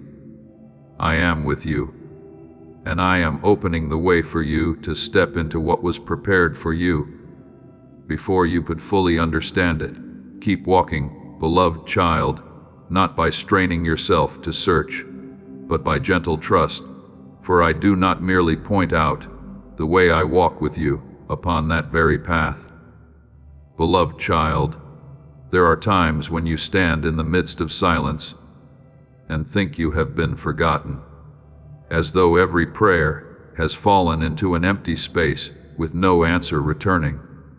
but I tell you the truth in those spaces that seem empty. I am doing a delicate work that your eyes cannot yet see. Please know that every seed you plant in this mission will grow into a torch that shines in someone else's darkness. Giving to this work through the link in the description or the pinned comment, whether by buying a coffee, making a donation, or becoming a member of our Ko-Fi community, does not go to a channel. Your actions are supporting a divine mission to save lost souls. Heaven moves through willing voices, but it grows through hearts that are kind. This is what I say over you now. Each gift you give is like a stream of living water that flows into the life of someone who needs healing. Give, and it will be given to you is not just a verse for Jesus. It is a living promise that shapes your future. Allow me to invite you now, with a simple act of faith. Come into this moment with purpose, with honesty, and with hope. The money you give today is not a donation. The act of spiritual obedience that lets your heavens open is what opens them. Let go of your seed and see what God brings back into your life. I am not silent because I am distant, but because I am adjusting the sensitivity of your soul so that you will no longer react according to fear, but begin to recognize according to guidance. As it is written, your ears shall hear a word behind you saying, "This is the way. Walk in it." Isaiah 3:21. And in order for you to hear that voice, I must make the inside of you quiet enough to discern. Therefore, do not quickly conclude that delay is a sign of absence. I am not bound by time in the way you think. Yet, I am precise with the inward process taking place within you. If you receive something too early, while your heart has not yet been formed, you may run ahead of my wisdom and turn what is holy into a burden. But if you feel as though you have been waiting longer than expected, understand that I am holding you back, not to disappoint you, but to protect you from directions that appear right yet do not belong to you. The Lord waits to be gracious to you. Isaiah 3:18. And that waiting is not meaningless delay, but purposeful preparation. You need to understand a deeper truth. Confirmation is not a reward for how long you have endured, but the fruit of being formed in the right way. I do not give something merely because you have waited long enough, but because you have become ready to carry it without distorting its original purpose. There are things that are very sacred, and if they are placed into a mind still governed by temporary emotion, they will be misunderstood and misused. Therefore, in the very process of waiting, I am shaping, softening, and purifying you, so that what I entrust to you will not become what you lose. The potter reworked the vessel as it seemed good to him. Jeremiah 18:94. And you are the vessel I am patiently forming. Remember Abraham, the one who received the promise of descendants as numerous as the stars of heaven. He did not simply receive the promise and immediately see the result. He walked through seasons in which every sign seemed to contradict what had been spoken. There were nights when he looked up at the sky, saw countless stars, and yet his heart still faced the emptiness of the present. But in those very nights, I was doing something deeper than giving him a son. I was building in him a faith that did not depend on what the eyes could see. Abraham believed God, and it was counted to him as righteousness. Genesis 15:6. And that faith was refined not in fullness, but in waiting. In the same way, my dear child, I am doing within you something you cannot yet put into words. I am not only preparing the answer for you, I am also preparing you, so that when the answer comes, You will not drift away from its original purpose. If I only gave you what you wanted without preparing your heart, you would use it according to your own way. But I want what I give to become lasting life within you, not a passing emotional moment. Therefore, I do not keep my word far from you, but at the necessary distance to lead you into maturity. My child, do not confuse silence with rejection. Rejection cuts off hope, but my silence nurtures something deeper. It draws you away from dependence on outward signs and brings you into inward recognition. When you no longer see immediately, you begin to learn trust. When you no longer hear as clearly as before, you begin to listen more deeply, and in that very process, the relationship between you and me is no longer built on what you receive, but on my presence itself. The righteous shall live by faith, Romans 1:17. And that faith is born not when everything is clear, but when you still choose to believe, even before you see. Look back into your own heart, and you will realize that although your circumstances have not yet completely changed, something within you has already begun to change. A new steadfastness is being formed. A clearer discernment is arising between what comes from fear and what comes peace. This is not coincidence. It is a sign that I am working deep within you beyond what your eyes can perceive. I am teaching you not only to hear my voice, but also to recognize the nature of my voice. A voice that does not create pressure, does not push you into panic, but leads you into clarity and stability. Therefore, beloved child, do not regard the quiet spaces as abandonment, and do not view delay as failure. I am working on a deeper level in a place where you have not yet learned to see before. I am holding you in such a state that when what I have promised is revealed, it will not overwhelm you or cause you to lose your direction, but will lift you into the very position appointed for you. He who began a good work in you will bring it to completion until the day of Jesus Christ. Philippians 1:6. And I never leave unfinished the work I have begun within you. So be at peace. Let waiting become the place where you mature, not the place where you doubt. Let silence become the space where you learn to listen, not the place where you lose hope. For I am still here, not leaving you, not forgetting you, not delaying as you imagine, but leading you step by step into the fullness I ordained for you from the beginning. Beloved child, look back slowly, and you will recognize something you once easily overlooked. I have never come to you through a shaking that leaves you stunned, but through a light that gradually opens within your mind. Even when you thought you were alone on the journey, I was still there, quietly walking with every step you took. It is only that when your heart was still covered by impatience and the marks of disappointment, you could not recognize that presence. But when I quiet what is within you, when that mist begins to lift, you begin to see, not because I have just arrived, but because you have begun to see more clearly. Open my eyes that I may behold wondrous things out of your law. Psalm 1:18. And that opening of the eyes is not an explosive moment, but a gentle yet certain process.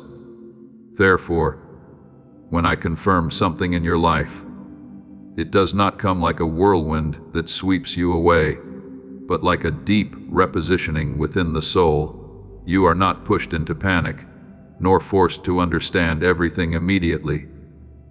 Rather, you are placed into such peace that you recognize you are standing in the right place. You no longer need to try to convince yourself. You simply know. And that knowing is not loud but steady. The Lord is my shepherd, I shall not want. Psalm 23:1. And when you truly recognize this, your heart will speak silently. You have never been abandoned, never wandered out of the hand of the one who is leading you. I do not confirm so that you will be carried away by emotional intensity. For the things that come from emotion often fade quickly. I confirm so that you may stand firm. What I do within you is not meant to make you feel strong for a moment, but to make you steadfast through every season.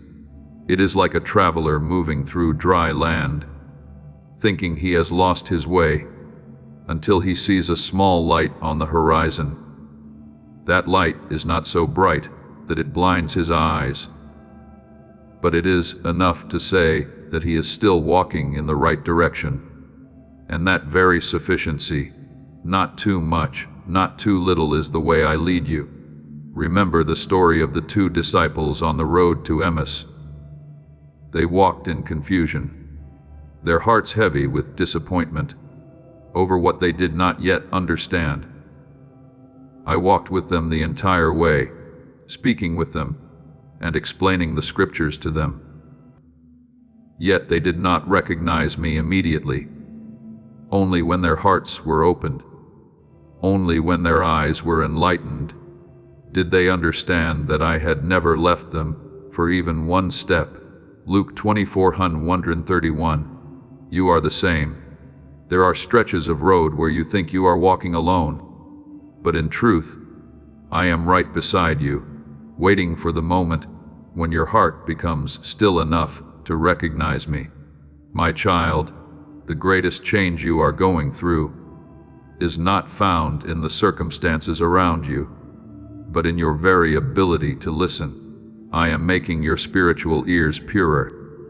The noises that once pulled you away no longer have the same power as before. The invitations that once made you waver are now losing their attraction, not because the outside world has become silent, but because the inside of you has been reordered.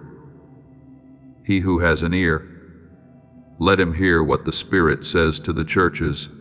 Revelation 27. And you are entering a season in which hearing is no longer an emotional reaction, but a deep recognition. When you learn to listen in this way, you will know when to pause, even when everything around you urges you to move forward. You will know when to step out, even when you cannot yet see the whole road, and you will also know when to stand still, not because you are afraid, but because I am saying, be quiet and trust. The Lord will fight for you, and you have only to be silent. Exodus 14:14. And in that silence, you are not losing your opportunity. You are being kept in divine precision. Therefore, do not search for great signs to confirm that I am with you. Look instead at the transformation taking place within you. If you find yourself more peaceful in the midst of things that once made you anxious, if you find yourself clearer without having to strive excessively, if you find yourself steadier, even though your circumstances have not yet changed, then you are already in the place of confirmation. I am setting you in your rightful position, not through force, but through gentle guidance that cannot go astray. So, beloved child, continue walking with a light heart. Do not fear that you will miss me, for I am not hiding myself from you. I am only teaching you to see in a new way, to hear in a new way, and to live according to a new rhythm. And when you become familiar with that rhythm, you will no longer need loud sounds in order to believe. You will walk with a deep awareness that I am here. I am leading, and I have never released your hand, even in the moments when you thought you were walking by yourself. Beloved child, quiet your heart and hear me speak with a firmness that cannot be shaken. You have not heard wrongly. What you are going through is not a wandering from the way, but a season in which what is right has not yet revealed its full form. There are times when the light is already present, but your eyes have not yet become accustomed to its intensity. So you think you are still in darkness, not because the light has changed, but because your position is being adjusted as it is written. The light shines in the darkness, and the darkness has not overcome it. John 1:5. And I am teaching you not only to see the light, but also to recognize it, even when it is not yet clear in the way you expected. Therefore, do not let delay cause you to doubt what I have planted in your heart. When the appointed time has not yet come, everything may appear scattered, as though it has not yet joined together into a complete picture. But I do not work in confusion when the hour I have appointed opens. What once seemed unclear will arrange itself with precision, and you will recognize that I was there from the very beginning, for the vision awaits its appointed time. If it seems slow, wait for it. It will surely come. Habakkuk 2:3. What I have promised does not need you to force it into being. It needs you to trust long enough to see it revealed. Learn to recognize my seal, for I do not hide from you the marks of true guidance.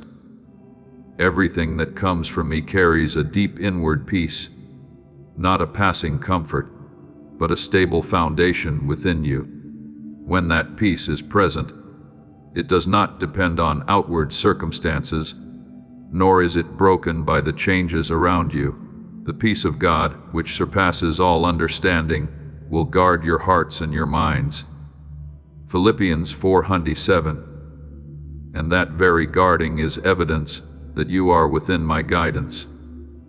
Let me speak more clearly, so that you will no longer be confused.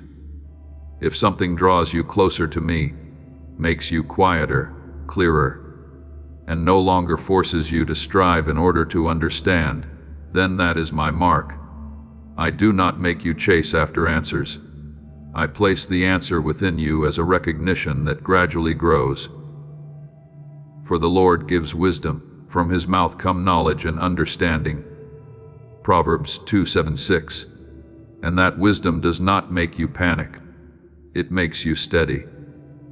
But if something pulls you into a whirlwind of anxiety, makes you rush to decide, causes you to keep doubting yourself, and robs you of peace, recognize that it does not come from me. I never lead you by pressure.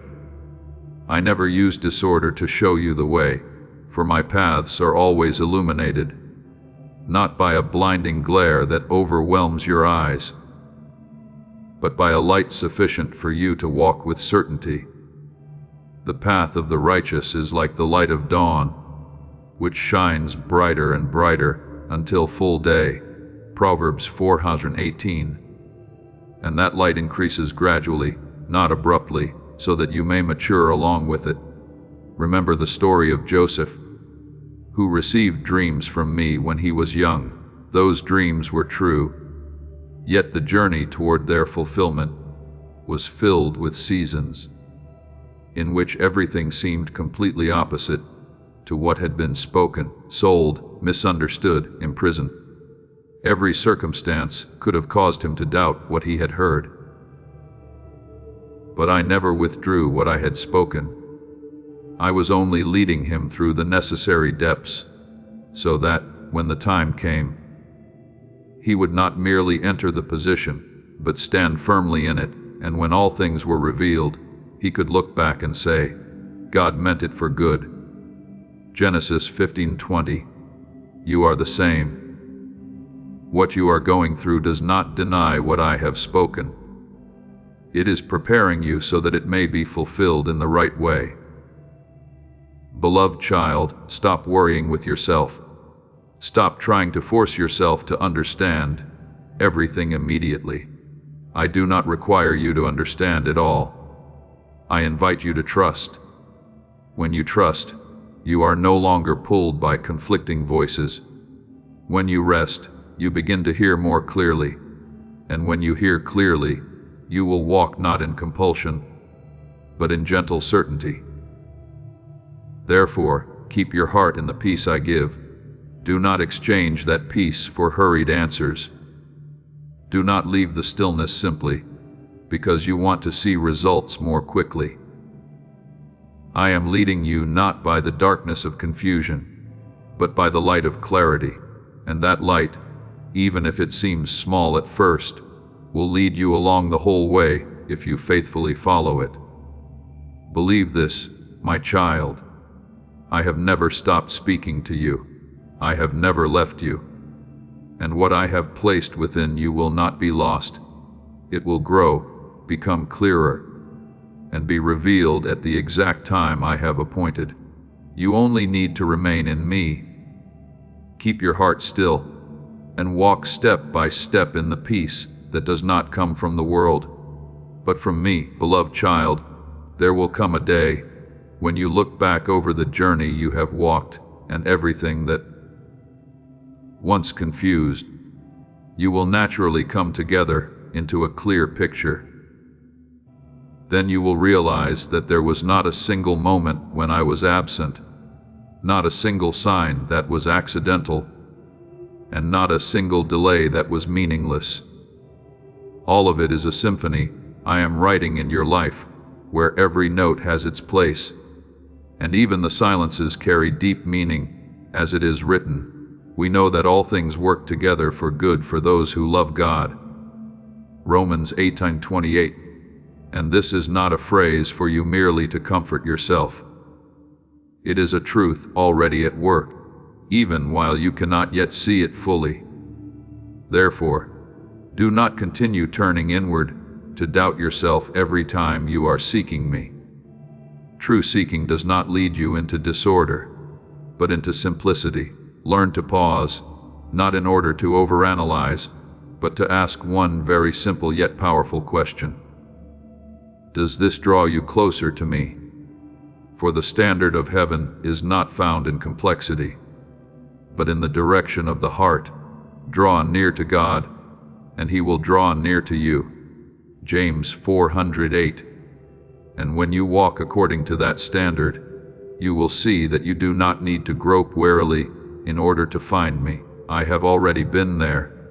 In every step you take, quiet yet clear. I am not the one who hides, so that you must exhaust yourself searching, but the one who is present, so that you may learn to recognize. My guidance does not confuse your mind, but brings you into an ever-increasing clarity. When you are walking in the right direction, you will not feel forced to understand everything at once, but will gradually see all things open according to a rhythm of peace. The path of the righteous is like the light of dawn, which shines brighter and brighter until full day. Proverbs 4:18. And you are within that process of light, not hurried, but certain. My dear child, let me touch the deepest place within your heart, the place where you have once battled with yourself. I know there have been seasons when you questioned yourself, doubted yourself, and even feared that you were walking in the wrong direction. You feared that the things you sensed were only imagination, that you were convincing yourself, or that you were measuring a voice among countless other voices. But I speak to you with unwavering faithfulness. If you are not chasing temporary emotion, if you are not allowing ambition to lead the way, if you are not relying on the noise of the world to make your decisions, then what you are sensing deep within is not an illusion. It is an awakening that the Holy Spirit is carrying out within you. Remember the story of Samuel when he was still a child, when he heard a voice calling in the night, but did not yet know that it was me. He did not understand immediately. He was mistaken, and he had to learn how to listen. But when he answered, "Speak, Lord, for your servant is listening." 1 Samuel 3:10. From that moment on, my voice became clear in his life. You are the same. The fact that you are learning to discern is not a sign that you are wrong, but a sign that you are growing. I do not demand that you recognize everything from the beginning. I patiently teach you step by step, so that when you do recognize it, you will stand firmly in that awareness. What I am doing within you is not taking place on the surface, where emotions easily waver, but in the deep place that is not governed by fear or haste. I am touching the place you cannot touch by yourself, bringing clarity to things that reason alone cannot explain. The Spirit Himself bears witness with our spirit, Romans 8:16, and that witness does not come as a noise, but as a quiet certainty that cannot be shaken. Therefore, do not be afraid when you do not have all the answers. Immediately, I have not called you to understand everything. I have called you to trust. When you trust, you will no longer be carried away by repeated doubts. When you remain in me, you will no longer need confirmation from every direction. The greatest confirmation will come from within you, a peace that cannot be fabricated, a clarity that needs no argument, a steadiness that does not depend on circumstances. Let your heart rest in this truth. You are not walking alone. You have never walked alone, even when you thought you were taking steps by yourself. I was still there, guiding the smallest movements of your life. And as you continue to walk in this awareness, you will gradually see that everything is coming together, not by your own effort, but by my faithfulness. So, beloved child, lay down the doubt that has been making you wary. Hold on to simplicity of heart. Walk with a gentle yet profound question. Does this bring you closer to me? And when you remain faithful to that question, you will no longer lose your direction. For I, the one who is with you, will always lead you into the place where there is light, where there is peace, and where you become whole within the eternal plan I have appointed for you. Beloved child, recognize this with a quiet heart. I am not bringing you into a strange reality, nor am I placing within you something that does not belong to you. What I am doing is opening your eyes so that you may rightly see what has always existed in my plan for you. I am not changing the nature of the path. I am changing your perspective so that what once seemed faint may now become clear. As it is written, their eyes were opened and they recognized him. Luke 24:31. Not because I had just appeared, but because they had been brought into a position to see what had always been there. Therefore, when you look back and realize that you now understand more clearly the things that once confused you, do not think that reality itself has changed. You have been lifted into greater awareness. I have brought you out of the limitations of your old way of seeing, where you could only perceive scattered fragments, and I have led you into a depth where everything begins to connect. The relationships that once made you uncertain, the decisions that once made you hesitate. As this awakening grows inside you, know that helping with this mission is not a joke. It is a sign from God. You can support this work through the link in the description or the pinned comment, whether by buying a coffee, making a donation, or becoming a member of our Ko-Fi community. By doing so, you become part of Jesus' plan to save souls who are still stuck in fog. Every seed turns into light that fights against darkness. If you water others, you will be watered yourself, Jesus says. This is not history. It is a living promise about your future. Come into this moment with faith and a plan. What God has already planned for your life can be unlocked through your giving. The roads that once made you feel lost, now they appear in their true form, not because they have suddenly changed, but because the light within you has been adjusted. For with you is the fountain of life. In your light do we see light, the Psalm 36:9, and that very light is causing you to see clearly. Understand that I do not illuminate everything at once, because I know your limits and the rhythm of your growth. There are seasons when I show you only a small part, not to hide from you, but to keep you from being overwhelmed. I lead you step by step, so that everything you see can be held firmly within your heart. Then there will be moments when I broaden your vision, so that you begin to recognize the connections and see how things that once seemed separate are actually working together. And then at the time I have appointed, I will show you the whole picture, not to surprise you, but to confirm that I have been leading you from beginning to end. Remember the story of Joseph. When he was young and received dreams, he could not yet fully understand. What I showed him was only a part, an unfinished image. After that came years in which he passed through circumstances that seemed unrelated.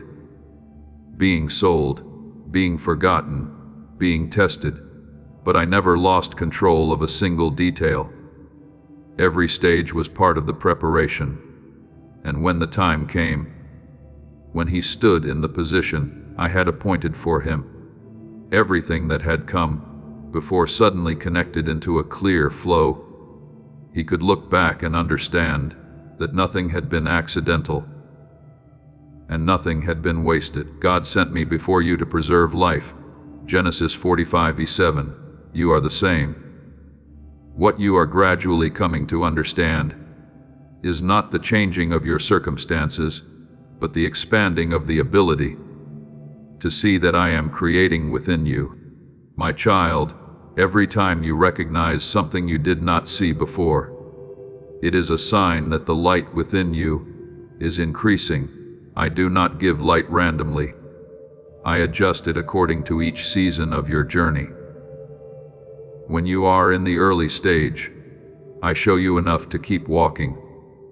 When you grow more mature, I broaden your sight so that you may understand more deeply. And when you are steady enough, I allow you to see the whole landscape, so that you may recognize that no step you have taken has been meaningless. For now we see in a mirror dimly, but then face to face tres dos, and you are moving from what is dim toward what is clear, one step at a time. Do not be afraid when you do not yet see everything. Do not think that I am withholding something from you. I am simply leading you in a way that your soul can receive without being overwhelmed. If I showed you everything all at once, you would not be able to stand firm. But when I reveal it piece by piece, you do not only see, you also mature in what you see. And that very maturity causes what I reveal to become not merely knowledge, but life within you. Therefore, let your heart be at peace in this process. When you find yourself gradually understanding more clearly the things that once seemed vague, know that I am working. When you recognize connections you did not see before, know that I am leading you deeper. And when one day you see the complete picture, you will no longer ask why, but will speak with recognition. You are always there guiding every detail, every step, every moment. So, beloved child, continue walking with trust. Do not force yourself to understand everything immediately. Let my light work within you according to my rhythm. For I am not only showing you the path, I am making you into someone who can walk firmly upon that path. And as you walk in my light, you will not only see more clearly, you will also become clearer in the very purpose I placed within you from the beginning. Beloved child, Let this image settle deeply within your heart, in the middle of a space filled with noise, where everything is moving and pulling you in many different directions. You still stand there, and then you meet my gaze. No words are needed. No powerful gesture is required. Only one look. Yet in the very moment you recognize that gaze, something changes within you. You are no longer panicked. Not because the circumstances around you have become quiet, but because you know you are not lost. You know you are seen and held in a safe place. Fear not, for I am with you. Be not dismayed, for I am your God. Isaiah 41:10.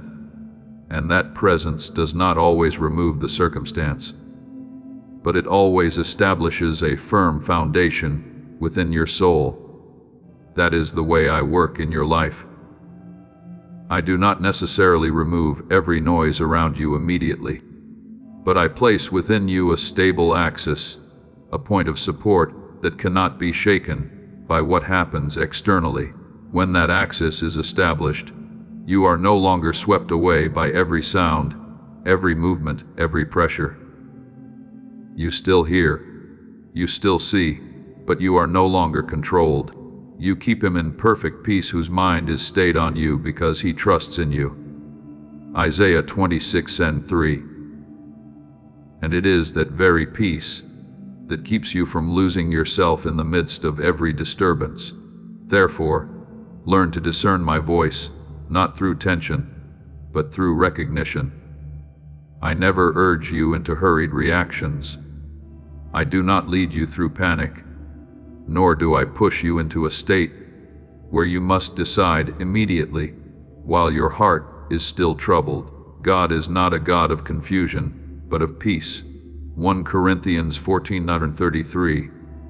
So, whatever causes you to lose clarity, whatever rushes you so much that you can no longer remain at peace, recognize this: that is not me speaking. Let me open a deeper distinction for you. What comes from me does not require you to strain in order to understand. It does not force you to act immediately to prove anything. It comes with a quiet certainty, not loud, yet undeniable.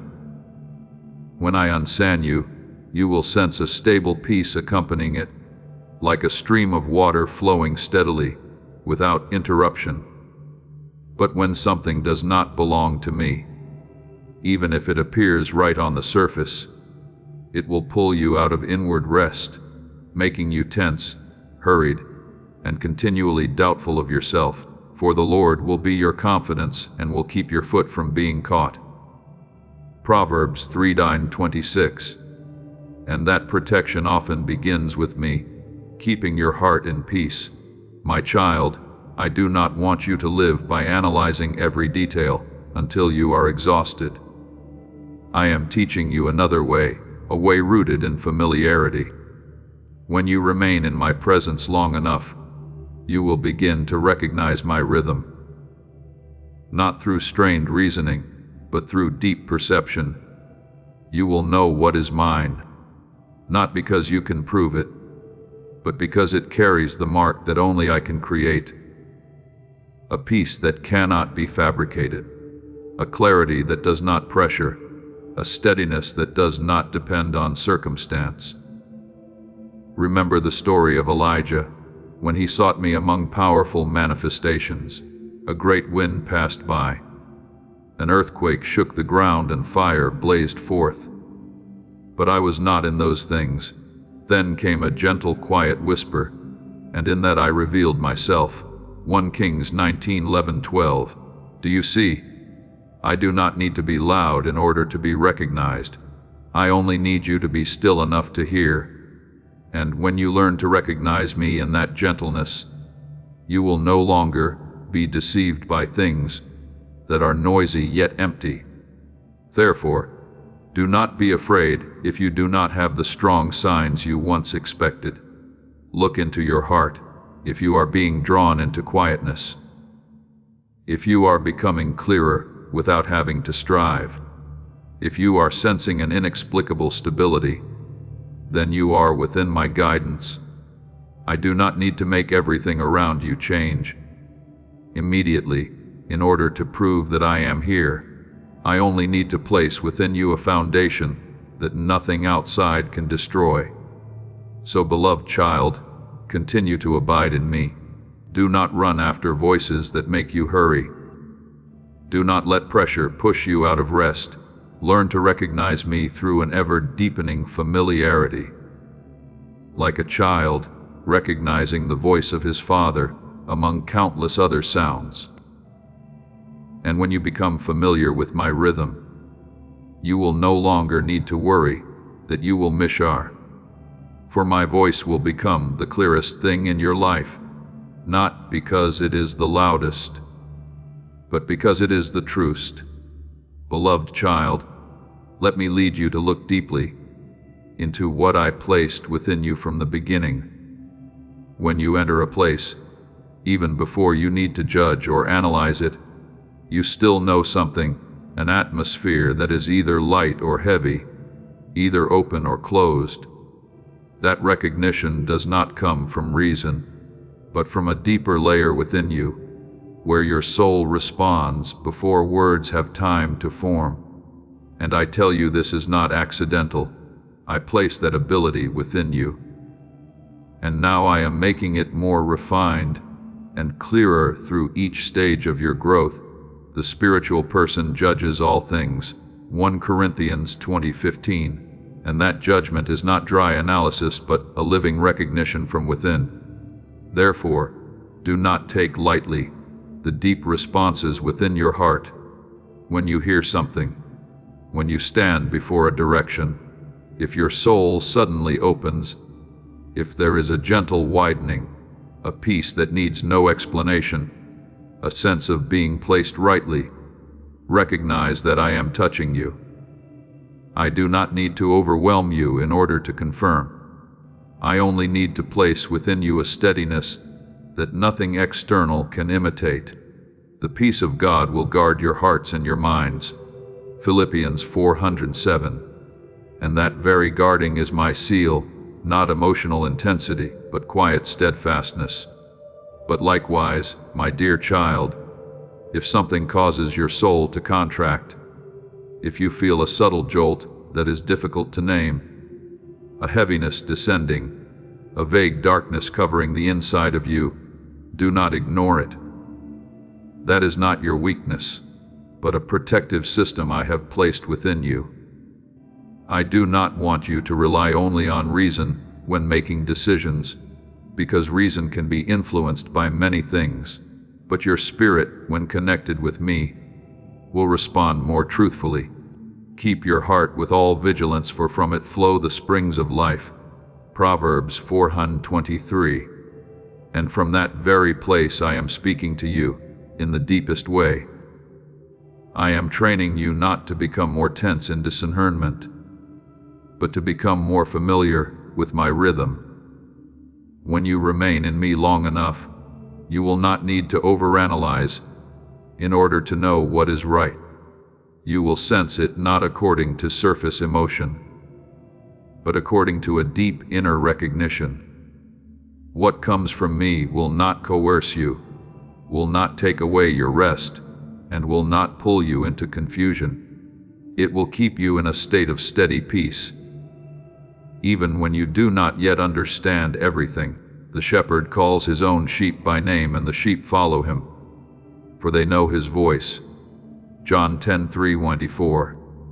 And you are learning to become familiar with that voice, not through theory, but through a living relationship.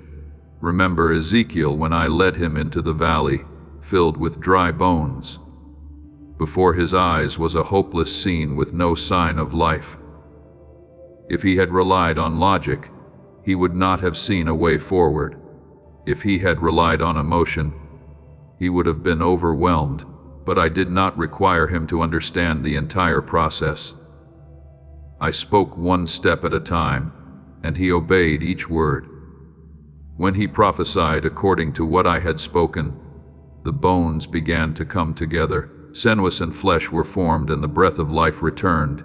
Ezekiel 37:110. Do you see? Discernment does not always begin with understanding beforehand, but with recognizing the right voice to follow. Beloved child, I do not expect you to become someone who is immediately certain about every detail. I am teaching you something deeper, to trust the recognition I have placed within you. When you learn to listen to the response of your own spirit, you will no longer be pulled away by eloquent yet empty words. You will no longer be deceived by things that appear right, but carry no life. For what comes from me always carries life, even when it is gentle, even when it is not loud. Therefore, when you step into any circumstance, do not ask only what seems most reasonable. Listen, is your spirit opening, or is it contracting? Are you being drawn into peace, or pushed into tension? That is the language I am using to speak to you. And when you remain faithful to that language, you will no longer have to grope through uncertainty. You will walk one step at a time, with an increasingly clear recognition that I am leading you not through noise, but through the life moving within you.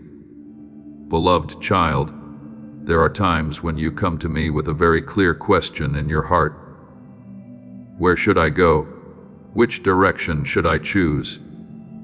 But I, in the gentleness of the one who never changes, do not rush to answer in the way you expect.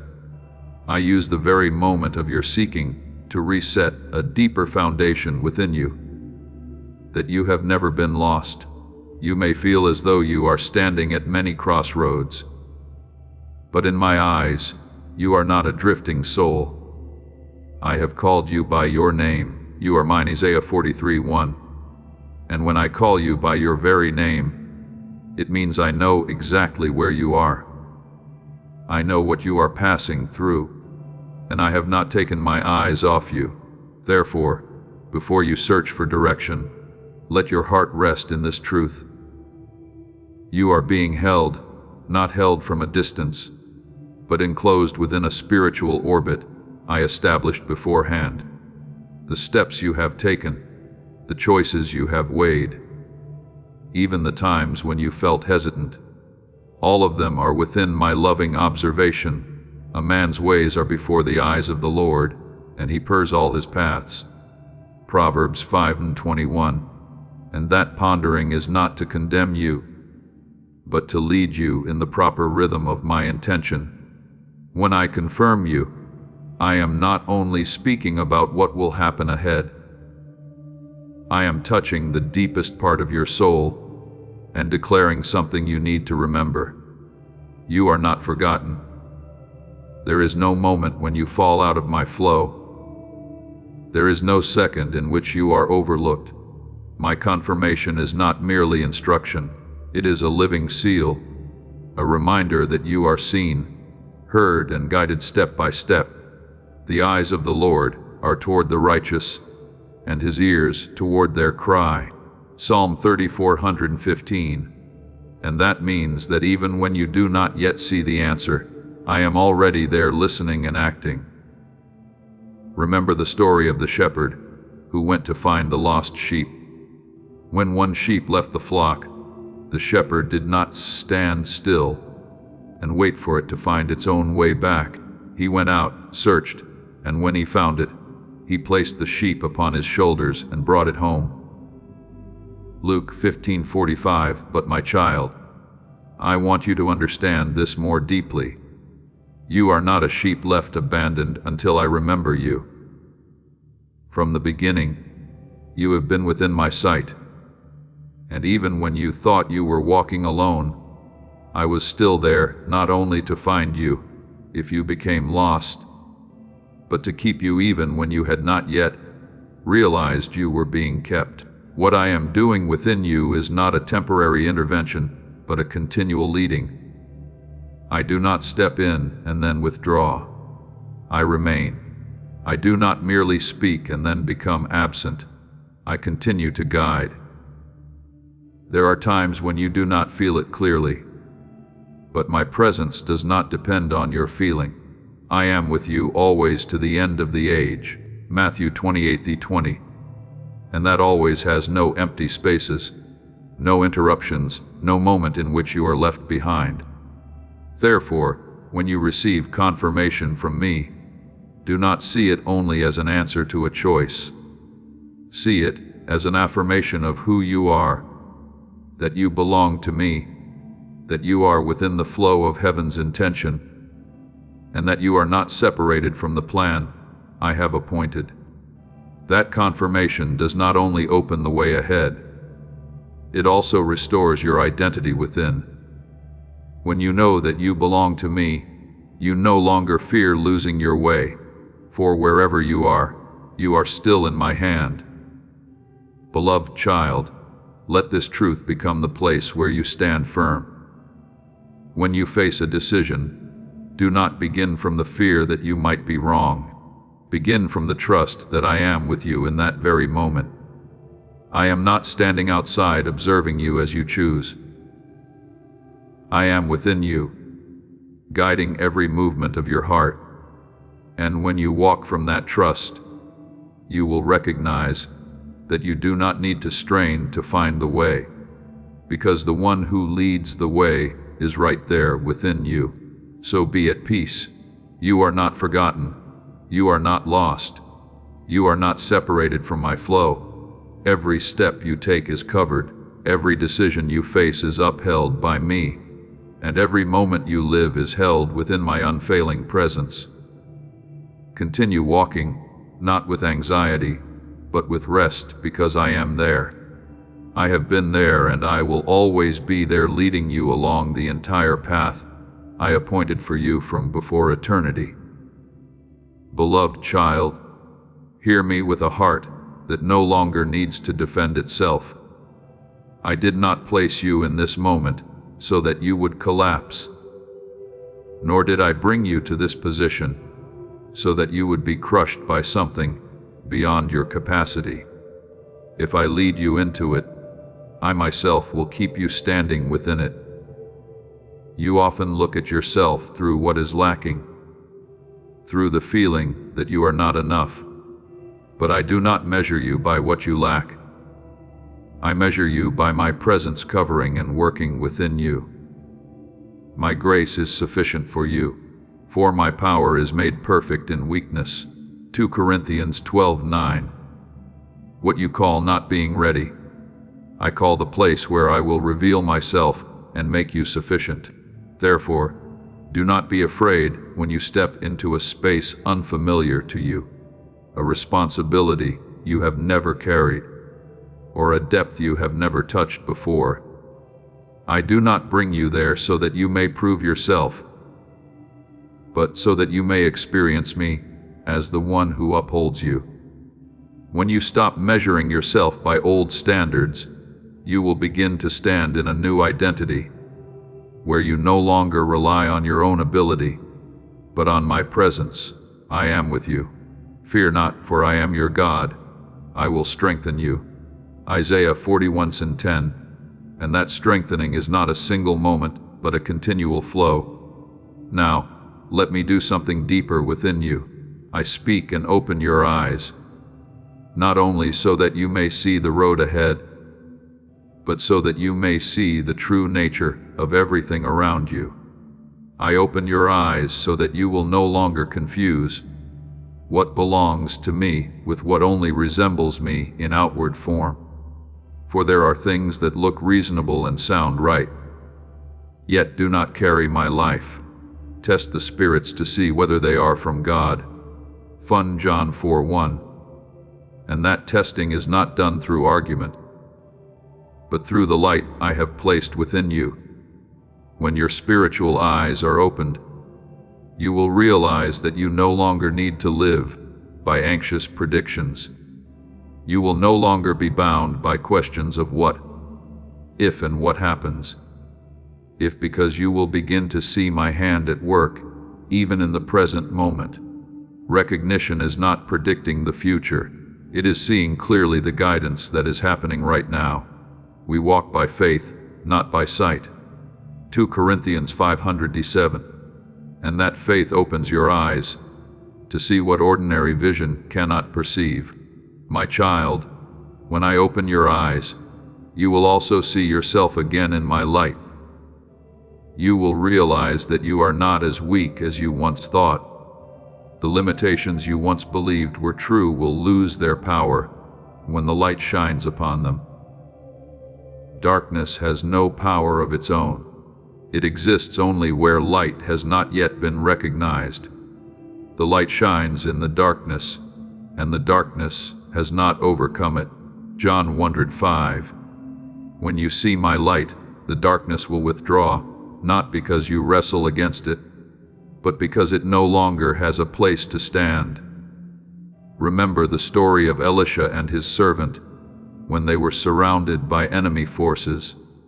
The servant was afraid because he could only see what stood against them. But Elisha prayed, "O Lord, please open his eyes that he may see 2 kings." 61:17. And when his eyes were opened, he saw the mountain full of horses and chariots of fire, all around a reality that had always been there, though he had not recognized it before. You are the same. I do not need to create something new in order to protect you.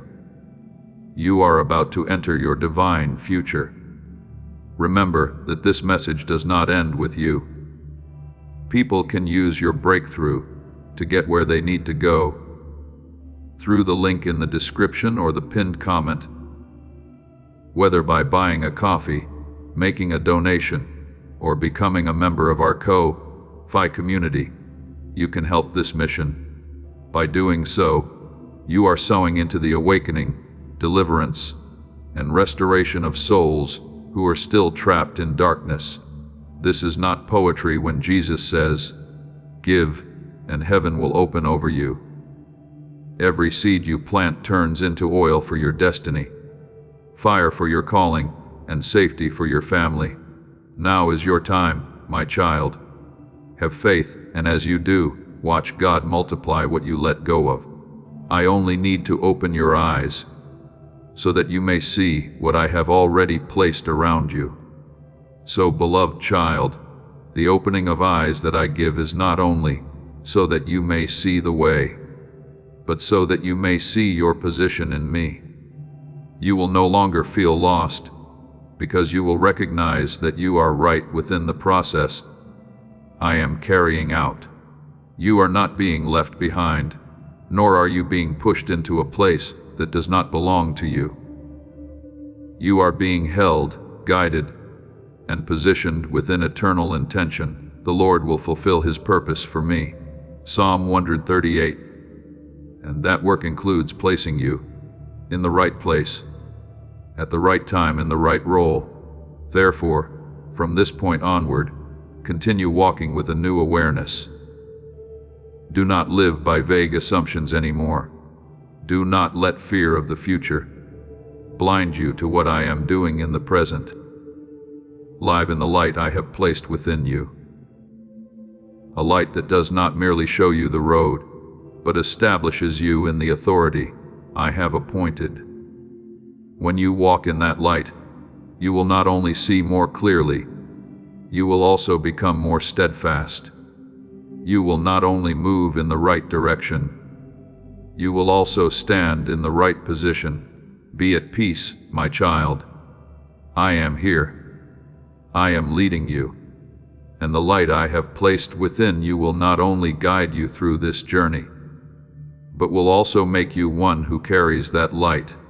Someone no longer defined by old limitations, but by my living presence within you, with you, and through you, until everything I have appointed is fully completed.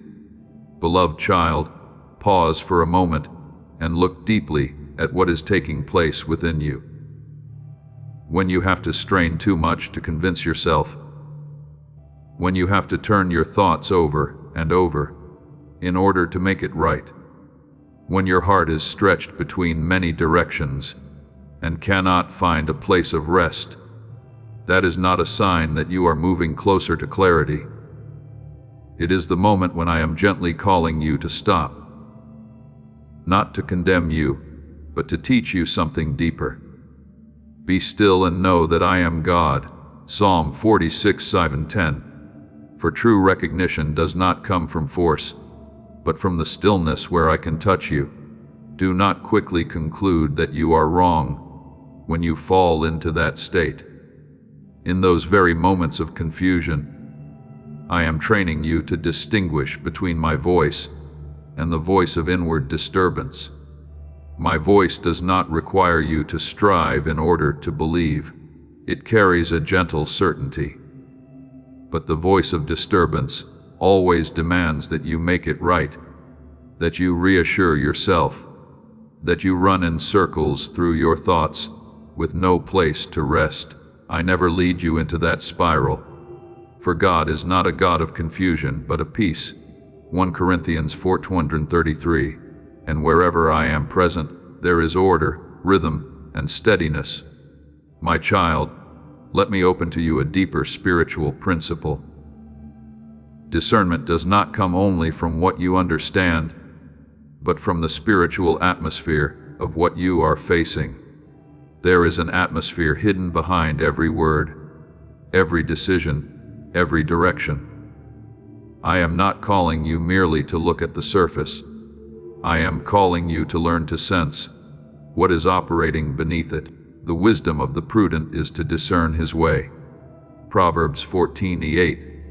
And that understanding is not merely analysis, but recognition through a soul connected with me.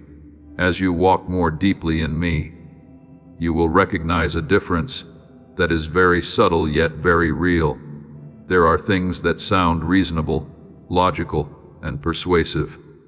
Yet your soul contracts as though something within you is quietly saying, "This is not it."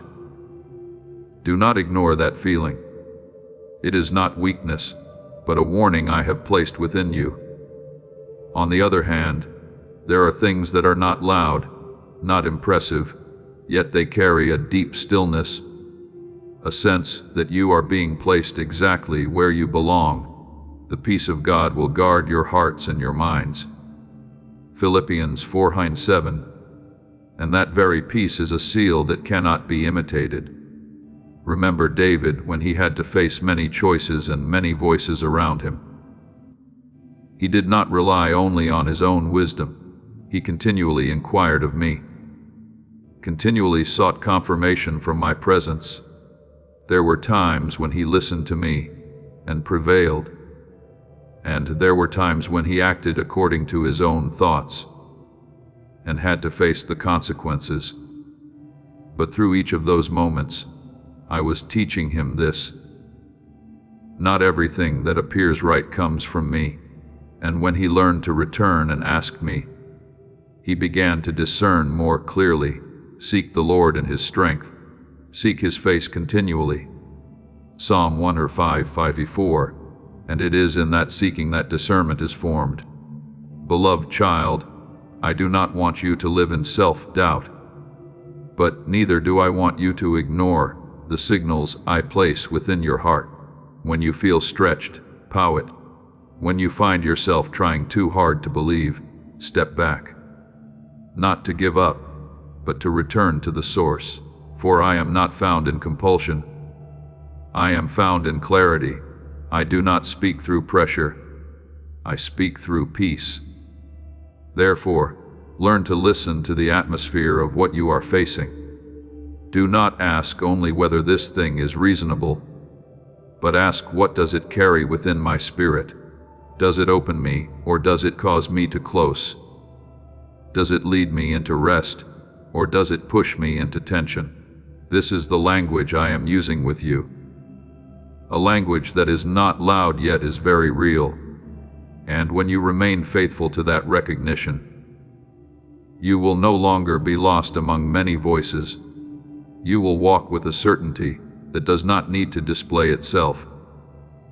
You will know what is mine, not because you have analyzed every possibility, but because you recognize my seal upon it. Be at peace, my child, for I am teaching you not only to hear, but also to discern, so that you may walk not in confusion, but in the clarity and deep peace that only I can give,